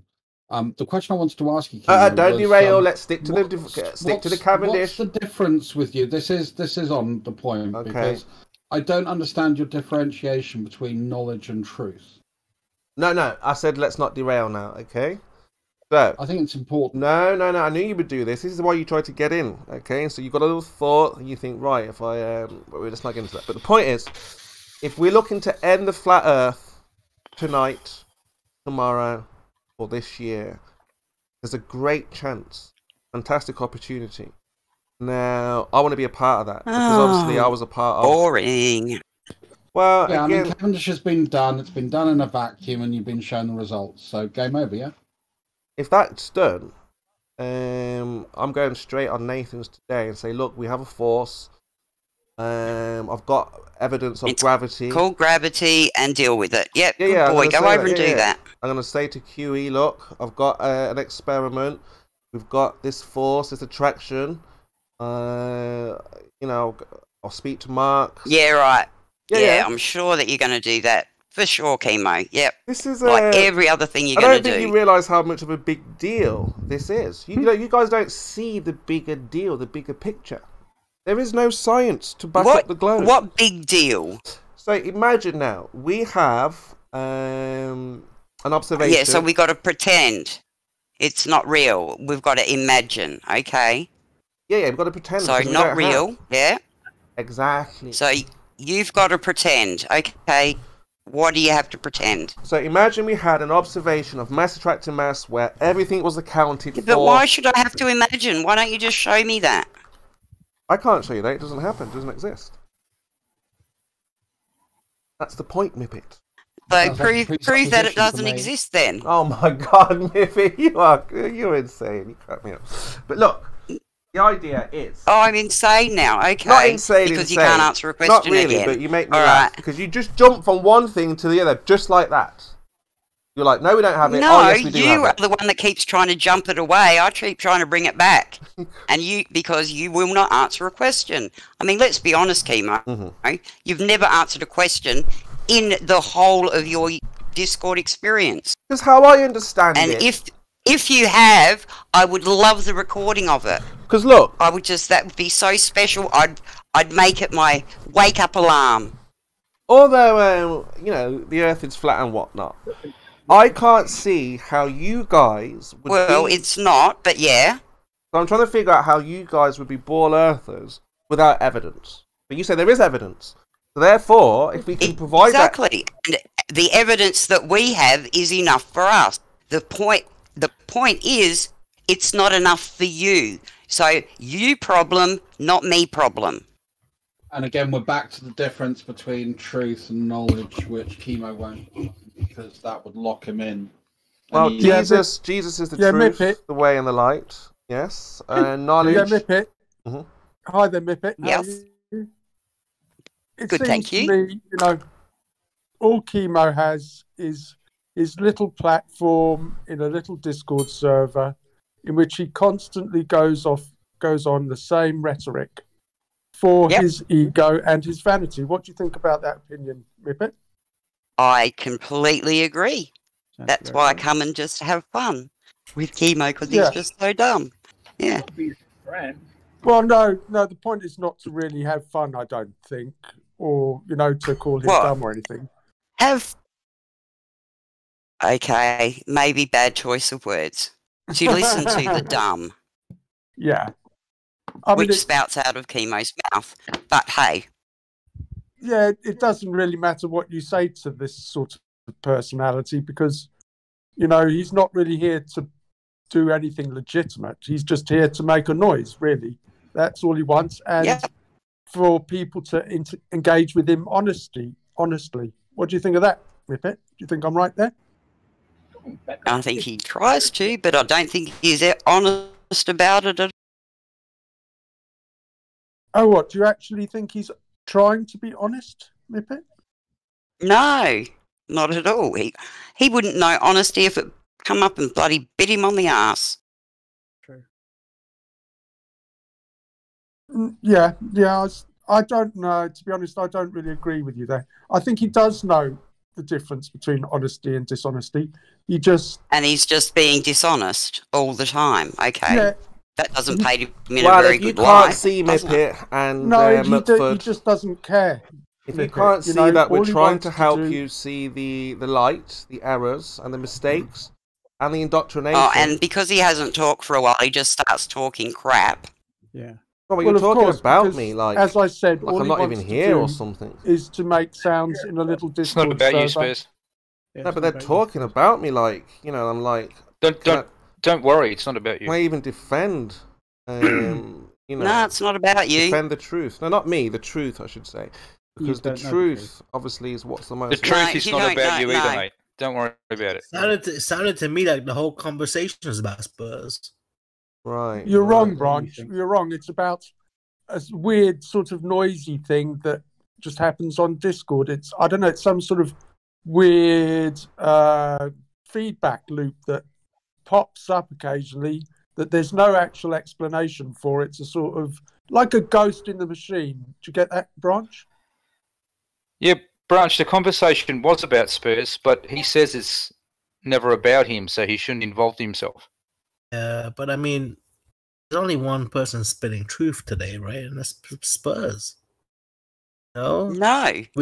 Don't make this about Spurs, Branch. I'm just saying, like, you know, it's been a while since I come in this room and heard someone spit some truth. Then now that Spurs is doing it, I gotta say, I do enjoy it. It might be your truth, not mine. Well, truth. It's like truth on the rocks, right? No mixer. Yeah, but how drunk do I have to be to see it from your perspective? Will I still be, functioning, or will I still be able to 3D draw? Or like, how drunk are we talking here before Kimo makes sense? Okay, so I'm not very alcoholic poisoning levels. So I mean, okay, it just takes a while to filter out through the bullshit that goes on. Right. So you're saying it takes a while for me to get up the tolerance that you have to be able to be as drunk as you are to withstand Kimo? Got it. What you need to do is withstand the peer pressure of all these fucking wankers in the room telling you non-truthful shit. And then when you actually hear someone who speaks fucking truth like Kimo, you'll hear it in the tone of voice, the way he talks. I would like you to prove the fact that Kimo doesn't lie, please. Name one thing that he said that's coherent that he's debunked today. Right? Name one thing he said that's not. Everything he says is pretty much no, golden. Don't get out of it. Give me something specific. Look, I haven't. At least tonight, you haven't been listening. Okay. At least tonight, I haven't heard Kimo say one thing. Right. So just name one of those things that you agree with. He called out Scott about covalent bonds and alloys. Yeah. He was totally right about that. Two things which he has he literally told Scott that covalent bonds have nothing to do with alloys, and he was right. He also told Scott that that's not an experiment, nor is it science. Then he read out a definition which covered that. He was still right. You asked me for an example, and I gave you an example. Right, but you said that there's nothing you don't agree with. So do you agree that? Oh, now you're asking a different question altogether. Let's get back to the question. We're doing a Kimo No, on you. I'm holding you to your initial premise. I'm holding you to your initial premise, which you said what you guys that nothing you've heard today is wrong. Is this? There's two different types of people in this room. There's truthers, and then there's monks. Which one of those types of people do you want to be? There's truthers and flat earthers. Truthers and monks. Right. So you think it's supernatural then, right? By definition. Can't you be a mix of both, Branch? Is that possible to be a mix of both? I mean, you could, but see what happens when you cheerlead and try. I don't mean you specifically, Branch. Specifically. No, I'm saying like if somebody did want to be a mix of both, they'll be very confused individuals, and it's not a good place to be in life. It's better to pick one and go with it. Yeah, Branch, I think you're a Hmong. You can either be a Hmong or you can be a truther. I think you're a Hmong. I think you're wrong. I think that there is as many opinions and points of view as there are people in the room. You can't just put everyone in the room. You're agreeing them. No, stop. You can't just put all the people into the room into two categories. Everyone brings their own idea of what they are. I still reckon you can be a bit of both, Branch. I think there's enough evidence for it, at least.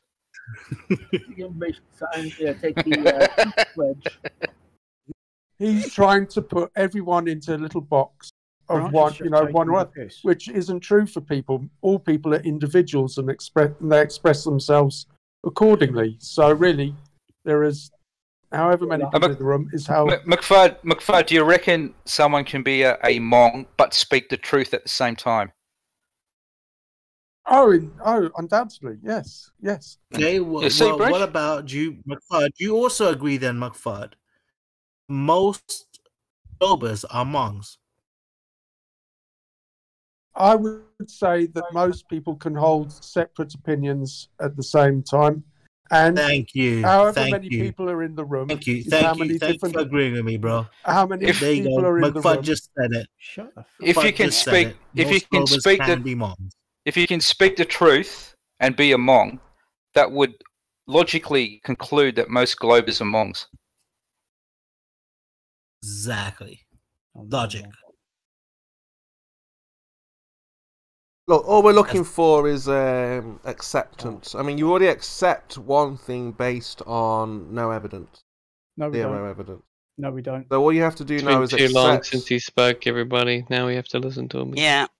Well, what we're looking for is a challenge. Who accepts things on no evidence. Well, You're we're the one looking who for a works on science faith and belief. sheeple. We're looking for evidence that we are on the globe, that we're told that Oh, we are. God, Kimo. Who brought this wanker back? Why can't he just fuck off again?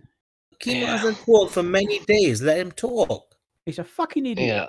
And he's a I tell you, harborer. Kimo is the when he wasn't talking, Branch, I was like, I wonder who Kimo is. Now he's back. I'm like, when he wants to openly tell us what we hold to and says we're taking things with no evidence when we present evidence after evidence after evidence to him, which he doesn't accept, fine, but it's still evidence, and then he claims we have none. That is a direct lie. That is an intent to deceive the people in the audience. Well, I mean, I have a look at the. I don't hand wave it is dismiss. Wrong, and it is immoral, and he should know fucking better. Well, I mean, I don't hand wave dismiss the evidence. I mean, like I say, the Cavendish would So be now you're hand admitting wave. You do. evidence. You do, Kimo. Yeah. So wait, you're now admitting there is evidence, and that when you said we had no evidence, that was untrue. Well, this is what I was trying to say, trying to explain that when we have a look at what is called evidence, we find out that it doesn't actually support your claim. It supports the opposite. Can you show a piece of evidence that has been presented to you by us that does not support the globe? Well, your evidence sucks, Josh. Hey, Jeremy, what's going down? Well, at least we have some. What up? What up? What up? What do you got? Word is born. Is that right? Oh shit! Jeremy's in the house now. So again, Kimo's not going to present that. I'm trying to point. speak though, Drus. You're not even letting me respond. And obfuscate from the topic. I'm trying to respond. You're not even letting me respond. Disappointing, isn't it? Every time I try to speak, you overtalk me. Jeremy, how's your experiment going? Have you managed to get a few more people signed up? I heard you on that guy's show, I think, asking for other people. Did you get anywhere? It's not an experiment, and no, I didn't get any more latitudes. Jeremy, how is this a problem? It doesn't matter what you call it, Jeremy. I'm just hoping that you get success. I mean, are you being a little bit successful with signing people up? Guys, no, what is I only this? got like 5 or 6 people. Jeremy, check out the chat. I'm driving.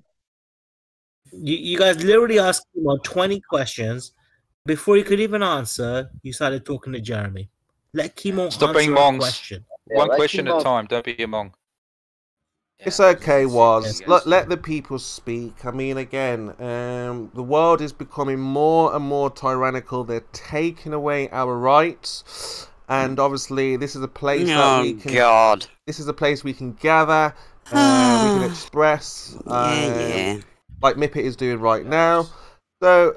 I mean, don't worry about it, Was. Let them express, because a lot of them soon, this time in 2025... Well, if we're going to engage... In 2025, they're going to eliminate a lot of the population. So let's just... Yes, you've told us that, and that goes to my point. If we're going to engage with Mongs in a Mongy manner, you have to have the chance to give you answers. Oh yeah, but I mean, like I say, it's not about me. All we can do is ask. Exactly. That's exactly. All we can do. There you go. All we can do is ask the question. Anyone who's speaking. All we can do is ask the question, and then all we can do. All we can do is ask the question. No, there's got to be a certain amount. There's got to be a certain amount of righteousness. Now, Drus said, "Do I have?" I'm probably gonna get this wrong. Like, do I have something on their side that shows that it's wrong? So we have Blue Marble. Okay, so he has done an experiment for us with Cavendish. And when you say us, who do you mean again? Sorry. Oh, I just get confused I'm with... talking about a peer-reviewed piece of evidence that's been presented to you. Oh, no. We do these things ourselves. Like Blue did... That's what I'm talking about. I'm talking about actual science that has been presented to you, not the stuff that us amateurs are doing. Just to sort of... No. All that stuff that you're talking about... I'm talking about peer-reviewed science. Top secret, Drus. Top secret. It's not for public eyes. Yes? That's why we have to do these things ourselves. No one can get so access. You can't do that point. So when you said you were going to fulfill that point, you're now not going to. Yeah, because I was thinking of blue, but you just said no amateurs. And I'm just trying to explain to you that the real science, like having it in a vacuum, is top secret. It's not available for you. No, it's not. It's a publicly... Well, but it's on YouTube. So what's your problem with that? To you, showing the experiment, showing the results of the experiment, discussing the methodology of how that experiment was set up, and it has pictures. Yeah, I mean, so you can see. Still don't accept that. That is a professionally done study done by people that are actually. You just go on and on. And you don't. You just say the same thing over and over again. I've got to be able to respond to you. And saying it's top secret. Forget my point. But thanks for letting me finish my point. No, but you've already just said that, and we're talking about. I'm trying to explain how it's top secret. You're like, no, it's not. And I'm saying, well, if it's how not, do you know that it's top secret? Because, if it's top secret. Because if you knew that it was top secret, wouldn't you be dead? Right? No, we have. Wouldn't they have come and got you? No, we have the papers. But we don't have the observation. That is top secret. That's why we have to do it ourselves. The observation. What? Where's the observation? The paper is the observation. When I write down, I watched a bird fly over the house. It was a starling. It is this date. This was the time of day I saw it. This is my location. That is an observation. Yeah, I've written it down. No. Again. The observation of mass attracting mass in a vacuum is top secret until or unless we, the amateurs, the people... Go to YouTube Academy, Kimo. There's plenty in there. There's plenty of videos of cabbage getting done up the wazoo in bloody vacuum chambers. The whole thing. Go do your research before you start. Mippet, try to listen. Yes, Kimo. Please listen. So look. No, you don't listen. No, please listen to what's being said. So BioDuel went to 6 scientists, he said, and they laughed at him. So why isn't BioDuel here telling us this? He did the other day. I've recorded it. It's recorded. He said that he has 6 scientists to show him Cavendish in a vacuum, and they laughed.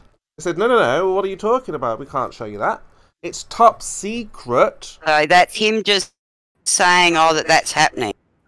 No, I'm saying we have confirmation that he actually heard? No, I'm saying that. Kimo, one thing real quick, Kimo, can you up the funny just a little bit? It's not can you provide the recording, Kimo, instead of just talking about all these things? It's getting a little bit boring and tedious. Just want the recording? You want to hear the recording? Yep. Post the recording. Yep. No, I can't post it. I can play it, though. I'll play it. Play it in. Yeah, 1 second. We were all here when it happened, or most of us were. I can confirm BioDuel said these things. Hold on, let me get it heard. It's not going to be an exciting recording. It's just him saying that he won. Oh, it's nice to hold him to his positive claims. Well, he evades everyone else. I did record it. I've got that right. That was one of my last recordings. And he was saying that he's already spoke to scientists to try and get it done. And they all denied him. All right. Do you guys believe him? Do you guys disbelieve that he said this? Oh yeah, here it is. I found it now. I disbelieve that they said it's top secret and they couldn't. No, they didn't say it's top secret. I'm saying it's top. He didn't say. That was your add-on. Okay. No, he didn't say top secret. There we go. Well, then don't worry about it. I didn't. He said he asked 6 scientists for Cavendish. And does he have evidence of that? That's what he said.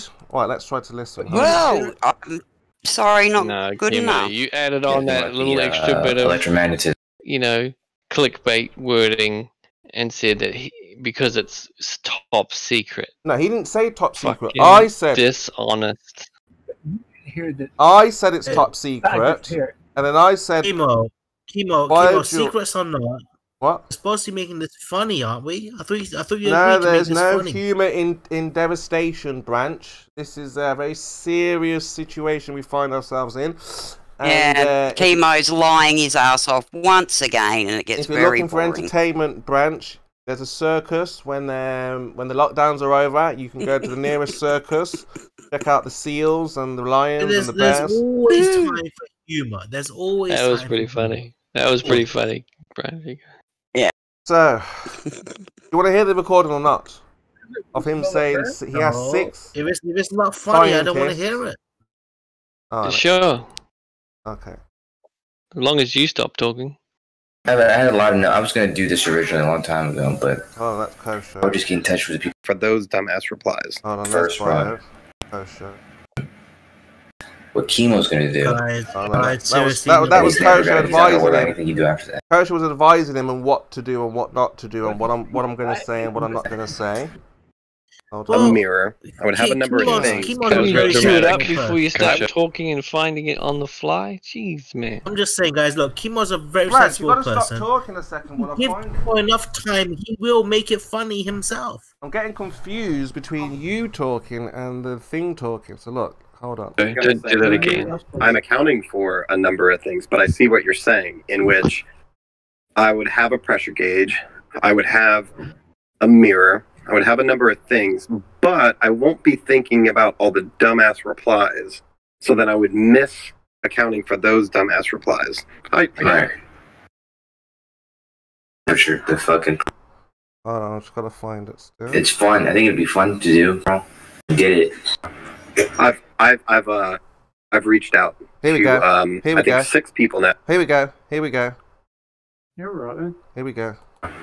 I've reached out to I think 6 people now, and then 3 physics professors at my local university, which is a D5 school as of 4 or 5 years ago. But I've reached out, and I think any way that I type the email, I come off as crazy.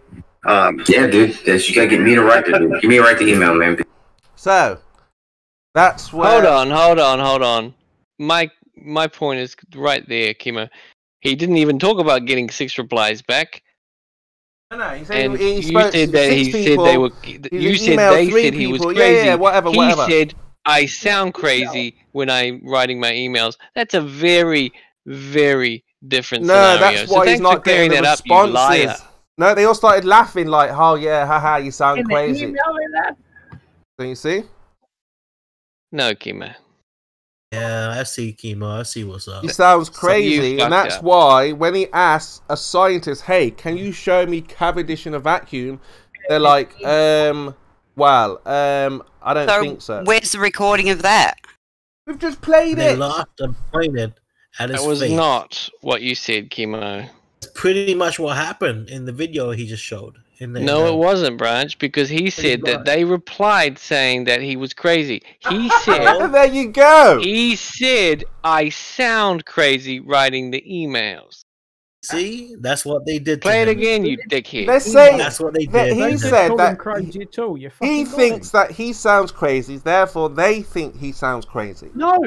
Exactly. You cannot state that. You don't have that evidence. They made him think that. The context. They made him think that. The context was Baldur was saying that he sounded crazy in writing it to them, like coming from their perspective. Not once did they say he was crazy. That was Baldur in no point did he say they said he was crazy. Yeah, he didn't say they said he was crazy, but he was You're just making shit up. That was his excuse for not getting responses back. He was saying I sounded crazy with my things, and so that's why he's saying that he didn't get any positive responses back. Well, it could just be busy. See, and I'll blame you guys for that. I'll blame you guys for that. You guys made him sound crazy. I don't think so. That's all you guys' fault. He was totally fine before he came in this room. You guys made him that way. That's not what he said. No. He said I feel I sound crazy when I'm writing the email. He was making a reason for why he didn't get positive response. Well, the point is he's got no response back from these scientists. He's reached out. He's got no response. This observation is top secret. You don't know he reached out. See, see, there you go, adding on your little chemoisms. Yeah, so where is the observation if it's not top secret? Well, you've been shown it. You've shown a paper. A piece of paper with somebody's idea. Somebody even linked you to a video showing it. If I remember right. No, farmers, don't say that. Dishonest, Kimo, and defaming Baldur's character in the process. Hold on. You're saying someone's posted a video of Cavendish in a vacuum. Well, we've had this discussion several times over the last several weeks, and somebody, and I can't remember who because life's too short. Somebody has already stated that they had sent you a link of your hallowed evidence, i.e., a YouTube video of this very experiment being done in a vacuum. What do you think? No, of course in a vacuum, because you seem to demand that it's got to be done in the vacuum. Because it's all over for flat Earth, farmers. If you can show that video right now, the air makes a difference to the Cavendish experiment. Farmers, show that video now, but it's all over for flat Earth today. You haven't listened to a word I've said, have you? I said somebody had showed you that video, not me. I've never actually seen it, and I've said this before as well. I realise you've slept since, and you've had the flat Earth reset, and you just go on with this whole pretend silly bollocks of yours. But it's been done in a vacuum before, and you know it has. That's what we've been told. We've been told it's been done, but it's never been seen by human eyes. It has been seen by human eyes, just not yours. Not any human eyes.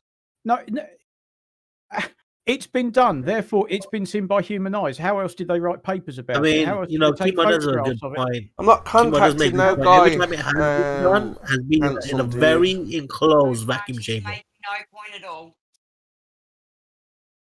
Like any type of experiment that's actually done Cavendish in a vacuum, be done in extremely closed vacuum chambers. It's almost like you don't want flat Earth. What do you mean, an extremely closed vacuum chamber? How can you have an open fucking vacuum chamber? They're like solid steel motherfucking vacuum chambers. What do you think they're going to be made out of? Wet paper?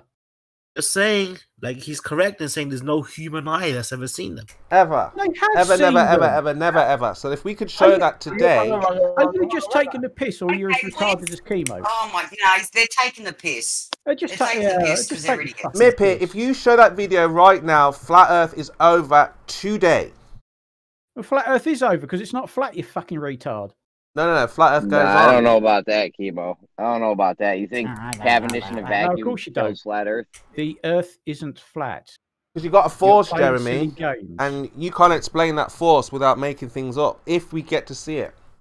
Oh, yeah, but the Glovers can't explain it without making shit up either, though. No, because there'll be so like when... You don't.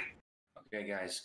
I've got my answer for where do we see mass attracting mass in nature? I'm not going to say it yet until we see the observation in Bio's experiment. We've got that covered, Jeremy. But you would have to say what is the cause of the movement of the masses. You're just going to make it up, right? Nothing you can test, Jeremy.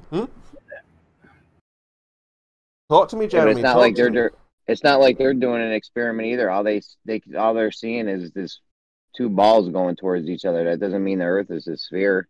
No, but it means that we have a force, gravity. No, I mean not necessarily. Okay, fine. So, okay. What's causing the attraction? Talk to me. Who knows? It could be space-time bending. That still doesn't mean the Earth's flat or the Earth's a sphere. Hasn't been tested, Jeremy. We've got right now mass. We put it outside into magnets or electricity. We remove that, we get no movement. Put it in atmosphere, we get movement. Remove it, no movement. Now you're saying there's a cause. What else is the cause? Yeah, but Kimo, you don't understand what Jeremy's saying. Hold on a second, Coach. So Jeremy, what else would be the cause if we've now eliminated, like the scientific method, all the other variables? So what is your predicted cause of this effect? I it could be mass attracting mass, but I don't. Again, Jeremy. So look, hold on. Look, this is where. Look, ballers. This is why this is a good test, right? Because look, this is how I'm going to be, and it's going to be very difficult for the flat earthers to do this. What Jeremy's doing now. They'd be like, well, I don't know. It could be this, could be blah, blah, blah. Whatever it is. They've got to be able to manipulate their independent variable of what he thinks it is. And if you can't think of something, well, we've got the manipulated variable, which is the mass. Yes, no atmosphere, no magnetism, no electricity. This is why it's very important. Get this observation. Very important. Get this observation in the observational world. Because look at Jeremy now, struggling to think of what is the cause of this, if this observation is true. He's struggling to respond to you because you cut him off each time. He's trying to tell like Kimo. Go on, Jeremy. Kimo, I wouldn't rule out mass attracting mass for a flat Earth. We could have that. Yeah, maybe, but it supports the idea of water sticking to the ball with the forces that they need. Now they don't have any forces, but with this experiment they would have a force. See? Spurs? Yes. Are you aware of what Jeremy is proposing? What? Well, maybe Jeremy's best to explain it to you. I don't want to twist it up. What you talking about, the circles? Yeah, mate. Does Spurs know about what you want to do? Oh, I'm just curious how he'd consider that up against his Cavendish in the vacuum. Oh, have you heard about the concentric circles I've been talking about, Kimo? A little bit, not too much. I've been in and out. Go on, what is it? Well, the sun's circling above the flat plane, right? Maybe, we don't know, but go on. Like I said to Jem this morning, do we know it's the same sun that goes around? Is it the same sun? Has anyone ever tracked the sun the entire way? Now we assume it goes around. I mean, I don't think anyone's watched it the whole time. No. So unless that ever happens, we can't make any claims about the sun. We need to follow it like from one place all the way around on its path for at least a month. See where it goes or something. We haven't even month. What? That's a good point. That's a great point. I'm gonna be a month. Oh, we haven't done a day. No, it don't have to be a month, but just to be sure. Yeah. Hang on, guys. But just to be Let sure. Spurs go. I'm just saying, just to be sure. I mean, you could do a day or two, but really, to be sure, you could have a month of observation, which we don't have, right? And so any of the kind of observations, Jeremy, is a no-go because we don't know what the sun is. We don't know how. 2 months would be better. We don't know what the sun is, how it works, what it does. You know, we don't know where it goes, things like this. You know, so the moon is meant to disappear for a day or 3 days or something. So why? Who's to say the sun doesn't do something akin to this? See? Mr. Wise is trying to say something. No, again, this is no, this is good. I'm just curious as to how Jeremy would respond to that. Do you think Spurs is putting up a good point, or do you think it's worth continuing on your quest, Jeremy, after hearing this? No, we're still checking latitudes. Yeah, but do you think that you need to watch the sun? Because this morning, Jeremy, me and Jem were arguing, got into a big argument, right? Because Jem said, oh, the Earth is half lit at one time. And I was like, well, how do you know it's half lit? So this guy in Australia this morning was like, well, no, I've got light still. And we had light here. And it shouldn't be. You shouldn't have light if it's half lit. So there's a big argument and a big debacle over how much light. What a liar. The Earth. What a liar. Maybe Spurs Jeremy can explain in a bit more detail because he has what he's planning to do may have some merit. Okay. Yeah, stop lying, Kimo. I'm listening. Jim told you it was. Jim told you the Earth would be the one. Hang on, guys. Go ahead, Jeremy. Fucking lying cunt. If the sun's circling above the flat plane, it would have to make bigger and bigger circles as it kept going outwards. You know, you get the inner circle at one of the tropics, then it goes to the equator, bigger circle, then it goes to the other tropic, an even bigger circle. You know, the sun's path over the ground, right? Depends if you're subscribing to a particular. Hang on, branch.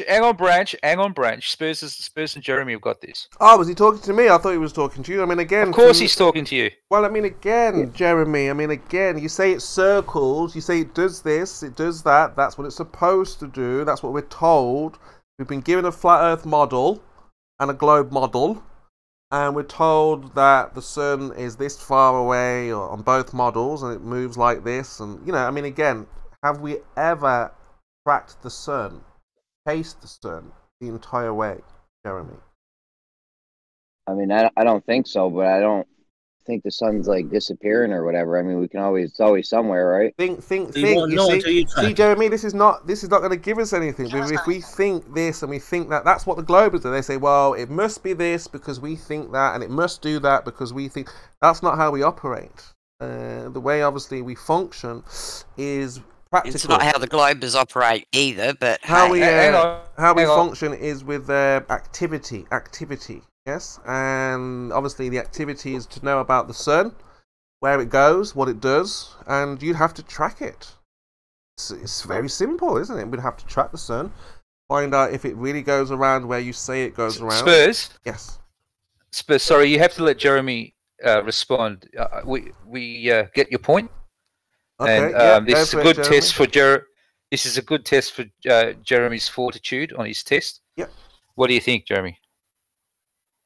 I mean, I don't know. I would think this would, if we get the sun, if we get the ground speed of the subsolar point, you know, that could rule out the circles if the sun's making circles over us. You know, we have to think of something else. I just think it would help us figure out the nature of reality if we did that. Got the subsolar point speed at different latitudes. Wait, Jeremy, my response, and Branch, let me speak, right? Branch, no, Branch, what? I respond to this. Jeremy's being tested by Spurs. Right. We want to see if Jeremy will hold true to what he wants to do. Do you see what I'm getting at, mate? All right, was. All right, thank you, thank you, mate. I knew you'd understand eventually. You know what I'm saying, Kimo? We'll interrupt again in a second, though. If he's not, Jeremy, be faster. No, he has to do it in his own speed. Concise. No, but if he... You know what I'm saying, Kimo? With the subsolar point, yeah. It's got to be going. It's got to be going faster for the outer circle. Well, Jeremy, maybe you can explain to Spurs whether or not it matters what the sun does, where it is, etc. Well, I mean, if he says it's skipping around and disappearing and shit, that's yeah. Does that matter? Will that matter? I mean, yeah, if it's skipping around in the sky or something when we can't see it and we're not tracking it, I mean, that's one of the. I mean, that's the kind of question. If we were able to do a full exploration, Spurs, no offense, mate, but you need to let Jeremy tackle these points that you've brought up. Well, I'm helping. He's saying it's a new one. He's just said it's a new one. He hasn't considered this before. I know, and I'm just explaining that this is a test for him to see. Like I say, testing his fortitude. Whether he's cut out to do this or not. There's nothing wrong with doing all these things. If you can do these things if you feel the need to do these things. But the results are not. Because look at what with this Cavendish. This is the test. That's right, Spurs. I'm not disagreeing with you from your point of view. No, because what's the activity? What are you going to do? Can we just let Jeremy finish, please? We're just waiting to see if Jeremy has a chance to think about this and get to a conclusion. I mean, let's get the ground speeds and see what's happening, and then if it comes to us tracking the sun for a whole day or something, we'll work on that. But I personally don't think the sun's skipping around or, you know, disappearing and reappearing or something. So we don't know. I don't think it does either. I just want to. But we don't know. I just want to see if the sun's getting faster when it gets, you know, the speeds of the ground speeds will tell us a lot. Do you see that, Jeremy, what you'll be up against when you present your results? Do you think that's this sort of push you're getting is truthful and honest? Well, I mean, you know, he's kind of right. We don't know what the sun's doing, but I still think the ground speed will tell us a lot. And then if it's still in contention, we'll have to track it for a day or something. Then I guess I don't know. Well, this morning you were arguing that with Don Gio, saying it didn't matter the height of the sun or what it is, what it does. Are you in two minds about that now? It definitely matters if it's skipping around up there. I mean, nobody proposed that to me. I didn't really think that was gotta know where it is, though. You know, if it's the actual sun, there are loads to think about. Now, with this gravity thing, very simple, because we're gonna have an observed phenomenon, and we're going to predict the cause to that. Yeah, and once we have this in a vacuum and we see it. So what's the predicted cause then, Kimo? Is the mass. Goodness me. But right now, outside of a vacuum, the predicted cause is the atmosphere. Yes. And if you remove Kimo. If you remove, that's bullshit. 1 second, Blue. If you remove, not the predicted cause. Blue. Nobody you're lying. You. No, Mippet. If you remove the atmosphere, the balls won't move. No mass attracting mass. That's my. Prove it, Kimo. We're doing it. Bio's doing it for us as we speak. Bio is doing it. You're the one making that claim. You're the one that's got to prove it. Prove it, Kimo. BioDuel is doing it as we speak. No, you. I don't want to talk about BioDuel. It's not BioDuel's claim. It's your claim. You prove it. No, I don't need to do it. Bio needs to show that he manipulated his variable. You're the one making the damn claim, Kimo. The hell you don't need to. Can't even work with you guys. BioDuel's not making any claim. Trying to work with you. You're the one that came up with this. You're the one that has to prove it. Nobody else believes that it's atmosphere causing the balls to move. Nobody. We're working together, Blue. Not us versus them, them versus we, and we and them. Not a fucking chance, Kimo. No, there is no opposition. Just trying to play fucking games. We are on the Earth together, trying to figure out if mass attracts mass. Together. All of us. Now, the only way we can do that is with an experiment. That means we have to manipulate our predicted cause. Very simple. All of us and can we do have. that. We already so, did if we've already done it, let's have a look. Okay. The mass itself. Let's have a look. We've manipulated it, and we've shown that it works, Kimo. Fine. Let's have a look at it then. Let's see. Vacuum Cavendish. No, I just gave it to you. And Where? The vacuum doesn't have anything to do with it. That's bullshit. It wasn't in a vacuum, that's a though, was red it? herring, Kimo. It wasn't in a nothing but a red herring. That's all you're doing. Was it in a vacuum? It doesn't have to be in a vacuum. Well, then it's not vacuum science. Is not. We know what cause. We know what. Kimo. Vacuum, air has nothing to do with the predicted cause of this observation. Well, we know the cause. So why doesn't it move? Said that. You're the only one I've ever heard say that. That's right, because I'm thinking ahead. Okay, and I'm realizing that. Well, hold on a second. Prove what you say. And I'm realizing making a claim. You need to prove your claim, Kimo. I'm realizing to myself. Well, hold on a second. It doesn't work in a vacuum. Balls just don't just move like this. Nobody's going to listen to your dumb ass. There's no magic involved here where objects just start moving for no reason. So I'm like, hold on, let me think of a good reason, a predicted cause to this effect. Aha! The atmosphere is moving. That means the balls will move. He's talking to himself again. No, I'm trying to respond to Blue. That the prediction, Blue, is the air needs to be manipulated and removed. Oh, it does. And if we get movement... With the air in there and the beam is not moving. No. We know that... Is there air there? Moving. Was there air there? The only thing that makes it move is moving the large masses into position, Kimo. Was You're full of shit. You know it. Air there. Just trying to throw up roadblocks. That's all. I'm asking you, Blue, was there air in there? Doesn't make any difference. Of course there was air in there. Right, so if there's air in there... no effect on it. The air is isolated from the outside air, so there's no air movement in there. Right, if there's air in there, it's going to cause a press. It doesn't make any difference, Kimo. Well, then why doesn't it move in the back? Okay, fine. Then you need to show that. So listen up, you can't fine. Show it. You Blue. know you can't. If it's not affecting you're just trying to make it difficult. See, won't let me speak. That's all. Won't let me speak because you know. You won't even tell us what vacuum level you want it done at, Kimo. I've tried to pin you down on that. Told you 10 to the minus 6. What level vacuum you want it done at? I think he said 10 to the minus 6 or something around like that. What's the number? 10 to the minus 6, I think he said.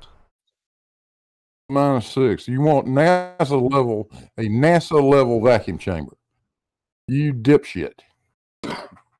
Well, what's the problem? Look up what you got to do to get 10 to the minus 6. Yeah, she needs a strong pull.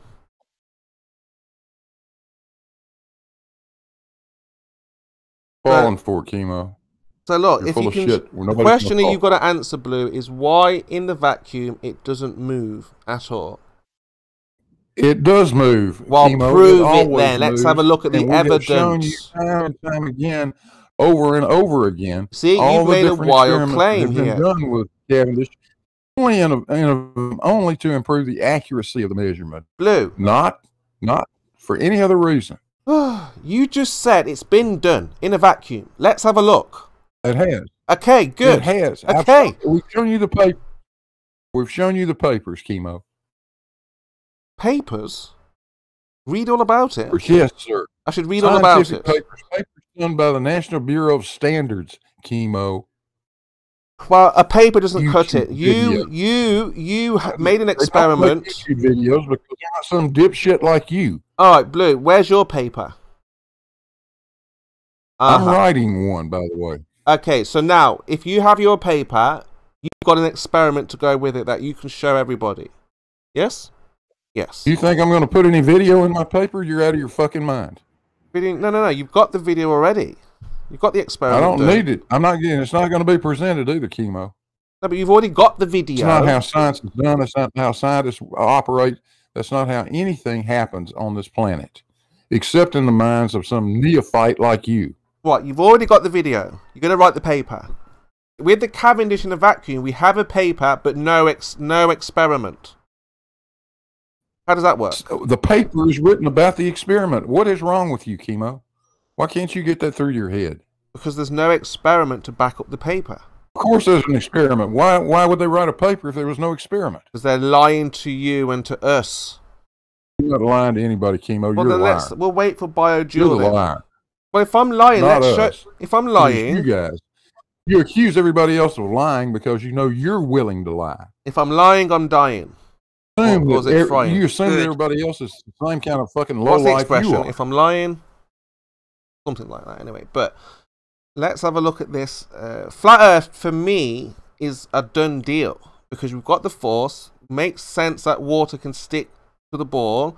It would make sense that gravity, the moon is pulling the tides. We've got a force, but right now, without an experiment, none of that makes any sense whatsoever. Just fantasy.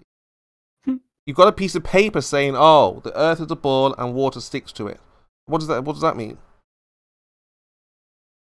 Look, run along now and do Cavendish in a vacuum and show us that it doesn't work. And when you're finished with that, come back and see me, okay?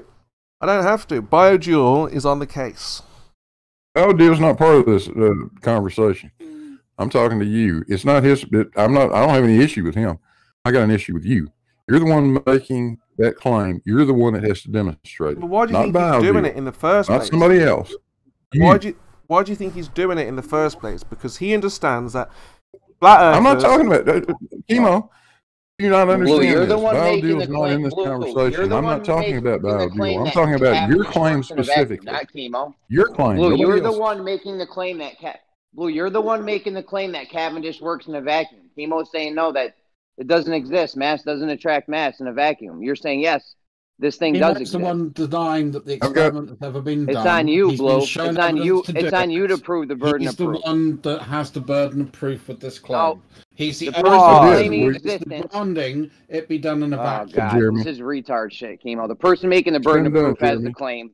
The person making the Jeremy. We've given him a half a dozen or more scientific papers of Cavendish being done in a vacuum, Jeremy. The information's been presented to him. He wants a fucking YouTube video. I'm sorry. They didn't make YouTube videos in 1942. The person claiming existence against the person claiming non-existence, the person claiming the one making the claim, Jeremy. Why can't you let me finish? Kimo's the one making the claim. Kimo is the one claiming that it doesn't work in a vacuum. I know, Blue. Whoever claims existence of something, I'm not making a claim. He's got diarrhea. Well, I don't know if I kind of am. I might be a little bit, but I'm not really, because it's you're saying it does move in a vacuum, and I'm like, well, where is it? Let's see it.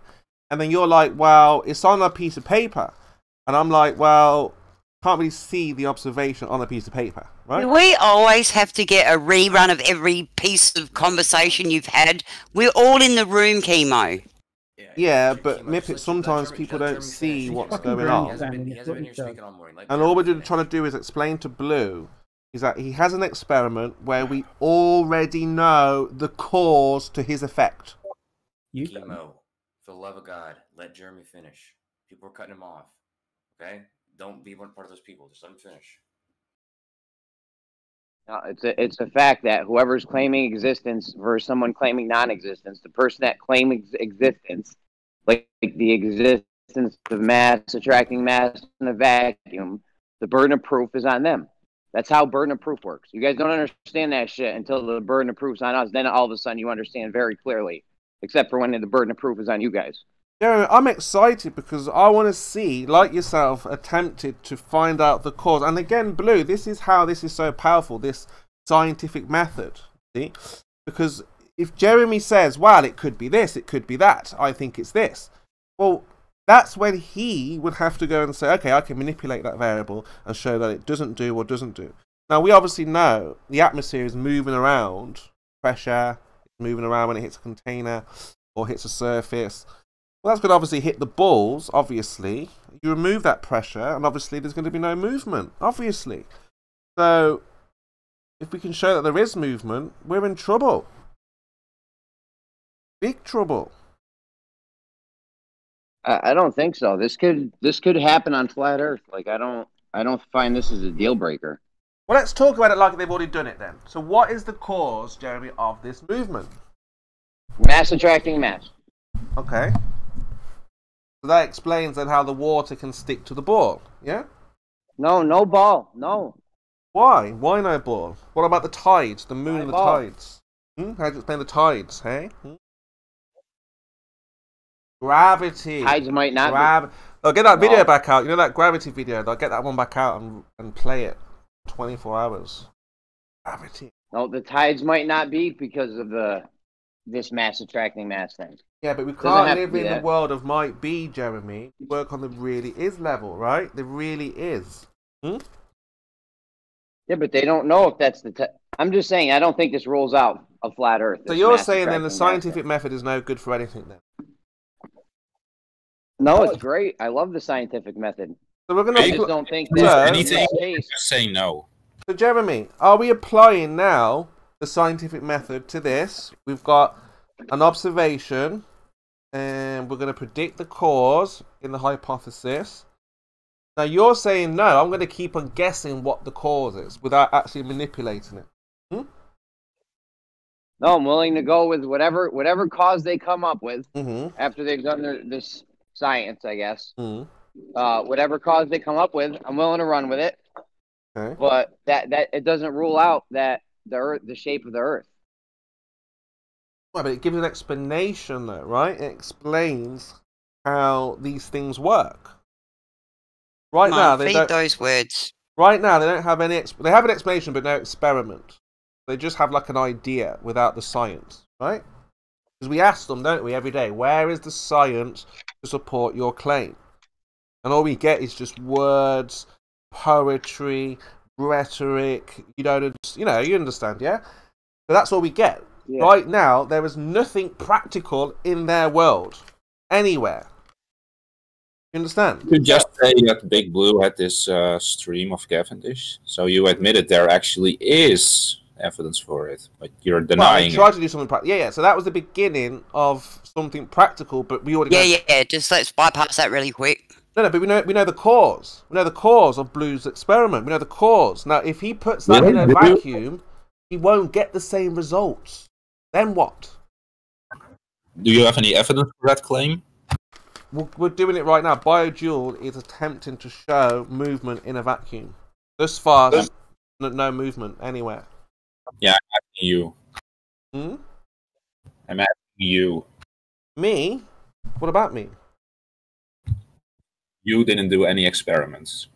No, I didn't do this. This is not my claim. Oh, I see. But Blue Marble Science did. No, it is your claim. When he did the experiment. It is your claim, Kimo. Oh, Crit's trying to speak. Hey, Crit, what's going on? No, this is your claim, Blue. You were claiming that Cavendish mass attracts. Blue, this is your claim that mass. No. I never said a word about a vacuum. This is Kimo's bullshit. Come on now.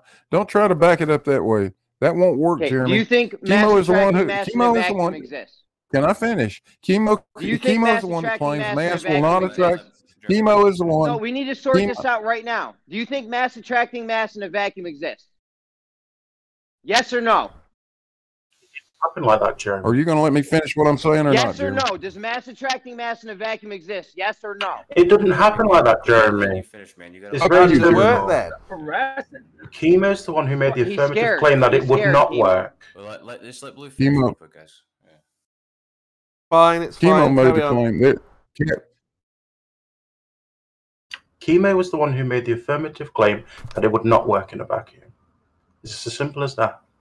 Yeah, he made a claim of non-existence, right? And anyone claiming existence, the burden of proof is on them. No, it's not like that at all, Jeremy. Of course it's like that. This claim. Kimo's claiming it doesn't work. You do not. But it's for him to show that it doesn't work. Exactly. You don't get to turn it around like that, Jeremy. What are you talking about, Blue? You've done an experiment. We know what the cause is. How do you know it wasn't magnetism? Because you ruled it out. Yeah, we certainly do. How do you know we it certainly wasn't, do know what the cause is, Kimo. How do you know it wasn't shown what the cause is. The cause because you is ruled it mass out. attracting mass. We've proven it. Period. It had nothing to do with atmosphere. Oh, we can show the damn thing doesn't move when the large masses aren't anywhere near the small ones. We can show that. It sits there for hours, days. It doesn't fucking move. The minute you put the large masses close, it moves. Atmosphere has nothing to do with it. Then why doesn't it move in a vacuum? You can't show that. You need to prove that. You said it does move in a vacuum. You're the one that makes the... No, sir, you're the one that says it doesn't. You're not going to turn it around on me, Kimo. It doesn't work like that. No, you're the one that has been making a positive claim that it will not move in a vacuum. You said, I've got a paper to show it moving in a vacuum. Where is that observation? Back that up.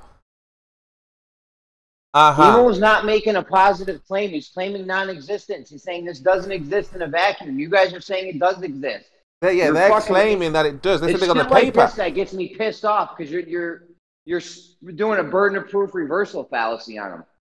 Exactly. And this is the point. It's fucking bullshit, Kimo.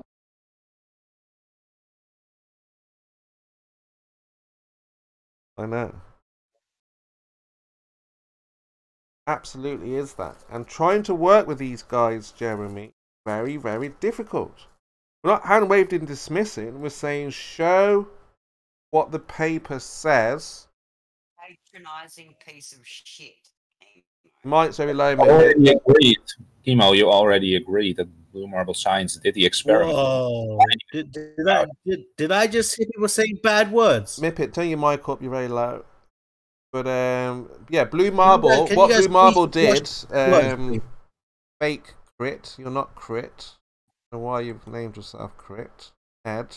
So Ed, yeah, Blue did an experiment, but what he showed is that we know the predicted cause, which was the atmosphere. We know that if he removes the atmosphere, evidence, please. You're saying we know evidence right now. Have you read the paper that says it's been done in a vacuum? No. Evidence right now. Have you read the paper that says it's been done in a vacuum? Right, you're just pulling stuff out of your ass then? So you haven't read the paper then, no? But you didn't do any experiments, and Blue Marble Science did, and yet you're claiming you haven't even been near the experiment, and you're already claiming it's flawed when you didn't do anything to verify that. So you're talking out of your ass. Please be quiet. Right. Have you read the paper that says it's been done in a vacuum? Kimo. No, of course not. Real quick, if you'd have read that paper that's been done in a vacuum, you would see that the reason why they do it in a vacuum is to eliminate and account for the air and any pressures that may be moving around. Okay, that's why it's done in a vacuum.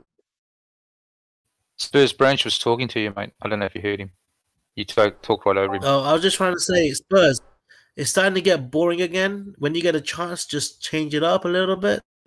Again, this is not, exciting when you bring devastation.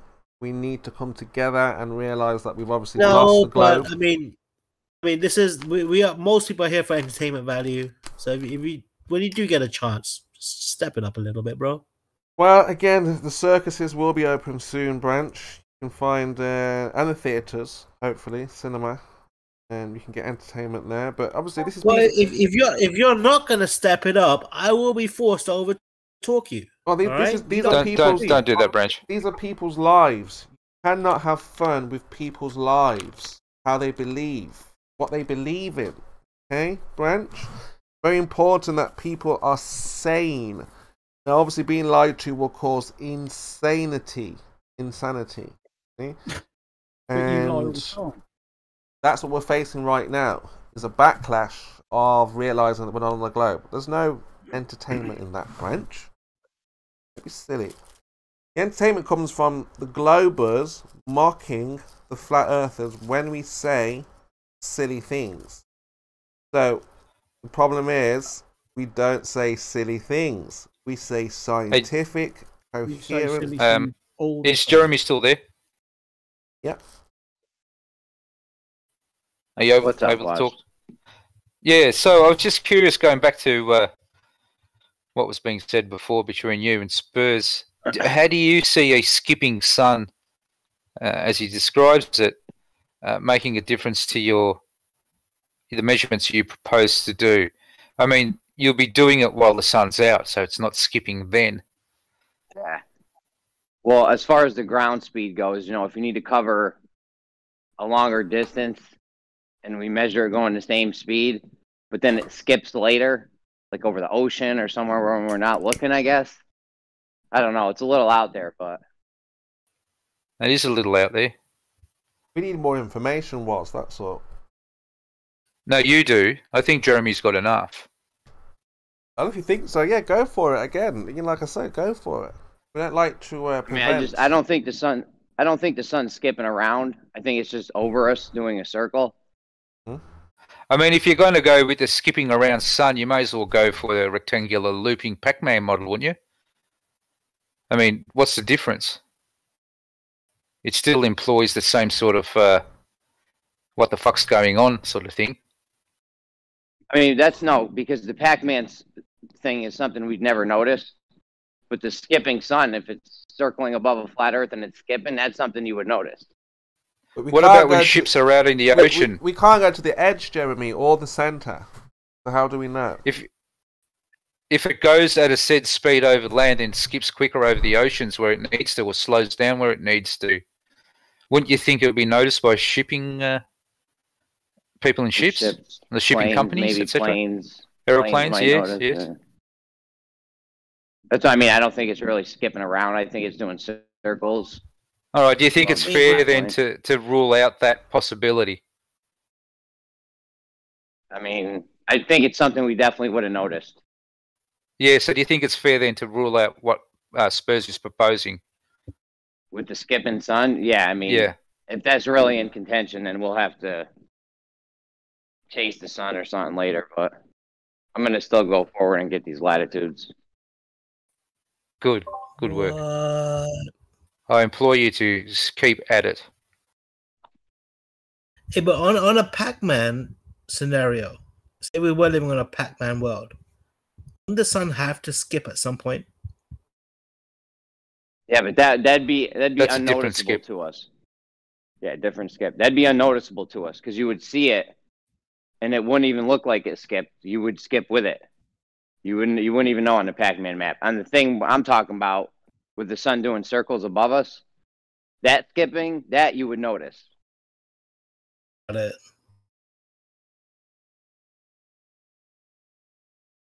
Or it could be going faster over the ocean or something, somewhere where we're not measuring it. I've thought of this. That's why I wanted to get multiple points on known distances.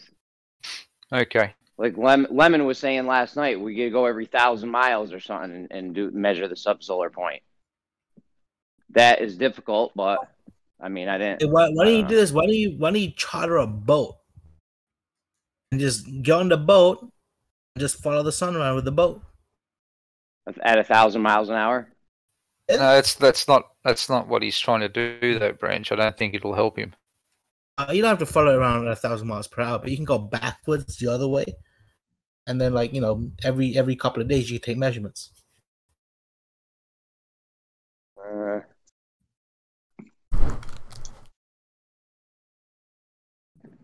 I mean, again, look, this might be. I think this might be fun for you, and like I say, this is a very serious subject. We've been lied to on such a massive level, and like, you know, you're just of course, Spurs. That's why the truth coming out was, you know. And again, I know that you're suffering from understanding and the pain and Spurs having to get your head around it, but I agree, Spurs. If you believe you've been lied to at such a grand scale, you need to do something to find it. All we're looking for is the globe evidence to show that the flat earthers are wrong, the globe earthers are right, and then all of this nonsense that you're doing right now with Jeremy, you know, we can put that to one side and we can move forward, live. Why is it nonsense? Why is it nonsense, Spurs? Because we don't know what the sun is, where it goes. Has anyone ever followed the sun? Ever? This is the thing. It doesn't matter. Well, where is the sun? It doesn't matter. Doesn't matter where it is, no? No. Over our head. When you measure it, it'll be there where you measure it. How are you going to measure the sun? Well, this is what Jeremy's proposing. He's measuring the sun. Yeah, and you know that he the can't subsolar measure the point. sun. No. Kimo, we take the subsolar point, right? When you're 90 degrees from the sun. We get that point. And then we know it's going around the latitude lines in a circle above the flat Earth. So we get another guy on the same latitude to get another subsolar point, and we time the speed it takes for them to go that known distance. Like, this will be over land, so how it'll do be you know a it's known the distance. same sun, Jeremy? I mean, that sun you could follow. You could follow that the whole way. That's what I'm talking about. If you wanted to, yeah. We're only talking a couple. Yeah, because it goes over the land. Yeah, we're only talking a couple hundred, maybe 1,000 miles. I mean, people can see it. You can see it the whole time. Yeah. Okay. Then what? So we get the 2 subsolar points. We do distance over time, or whatever the fuck formula is for speed. We find this ground speed of the sun, and that ground speed has to be higher on the outer circle if it's circling above a flat plane. Because concentric circles, you can't, if it's going around 24 hours each circle, the outer one has to be going faster. That, Jeremy, I think, was the point that Spurs was missing. You see how it's not nonsense, Spurs? Well, I think as he gets... You get it now, right? That point that Jeremy just said, those last few words, drove that home for you, did it not? No, because you're trying to get the speed. Yes, you understand now. You understand why it's not nonsense. Well, like I said, you're trying to get the speed of the sun, right? How it's here and how it's there. No, the speed of the sun's not in contention. Yeah, the speed of the sun, honestly, doesn't even matter. It's the ground speed of the subsolar point of the sun. That's what we're measuring. We got boots on the ground for this one. And what would that show? It'll show the speed the sun's moving over the flat Earth, the ground speed of the sun, because that ground speed has to be higher on the outer circle if it's doing circles above us. Hey, Jeremy, what would it show if you found it was the exact same speed? What would that show? Wait, this is sinking in for Spurs. I think Spurs might be trying to... No, I think it's sinking into a point where he has to find some way to block it. I'm thinking that, again, the idea of has to be is not the way forward. See, this is where he's trying to block it. It's sunk in, now he's got to try and deflect it. In any question you're trying to answer, has to be, must be, gotta be, is not an answer that we would work with. So that's not an activity that I would invest in. If it's a flat disc, the sun would do that. Not buts and maybes here. We don't operate like that. We operate in the real world. Right. Well, then it's not a flat disc. Well, again, there's a lot of if, buts, and has to be there. If it's a flat disc, the sun would work that way. If the sun doesn't work that way, it's not a flat disc. No, again, there you go, presupposing what is and what isn't and has to be. Well, that's now we have to test that presupposition, don't we? Yeah, which we've done. So we know there's no curvature. So all we haven't done it. Yeah, all your has to be. Remember, you haven't done it. Jeremy's proposing to do it, and you're trying to cock block him. Look at the problems we're facing, Jeremy, with this trying to understand their model. Whereas if it's a practical activity, hands-on, then there's no. I mean, you can go ahead and do it. I'm not saying you don't go and do it, but again, it's not. I Jeremy. Can't see. All right, Spurs. Jeremy, this is why I wanted you to show it to Spurs, because if anyone's going to give you any reason to deny it, it would be Spurs. And this is what you're going to be up against. If that bothers you or not, I don't know. But when you bring your results back to Flat Earth, because you know what they're going to be, this is the sort of thing you're going to get. Get it done first. That's what I say. Get it done first before we make a judgment, right? Yeah, well, that's another. I mean, let's see what the ground speeds even are. It could be in our favor. Who knows? Question you've really got to ask yourself is: if the sun's circling above us, what the hell keeps it up there, and what makes it go? Who cares? It's irrelevant. And what makes it go around? So no, it's not irrelevant at all. You need to explain that. Relevant. No, if it's going faster in the outer circle, that's something you're going to need to explain. It absolutely is relevant. I mean, what if we keeps find it the up speed, there? Why does it? Why are you over talking me, Jeremy? Faster. Jeremy, I'm not finished. It absolutely is relevant because you need to know what keeps it up there, what physical phenomenon keeps it up there, and what physical phenomenon makes it go round in a circle. All right. If we find the speed of the outer circle is going faster, that's going to be a question for you, buddy. That's going to be your question. Now you're going to. No, it's not my question. You're the one.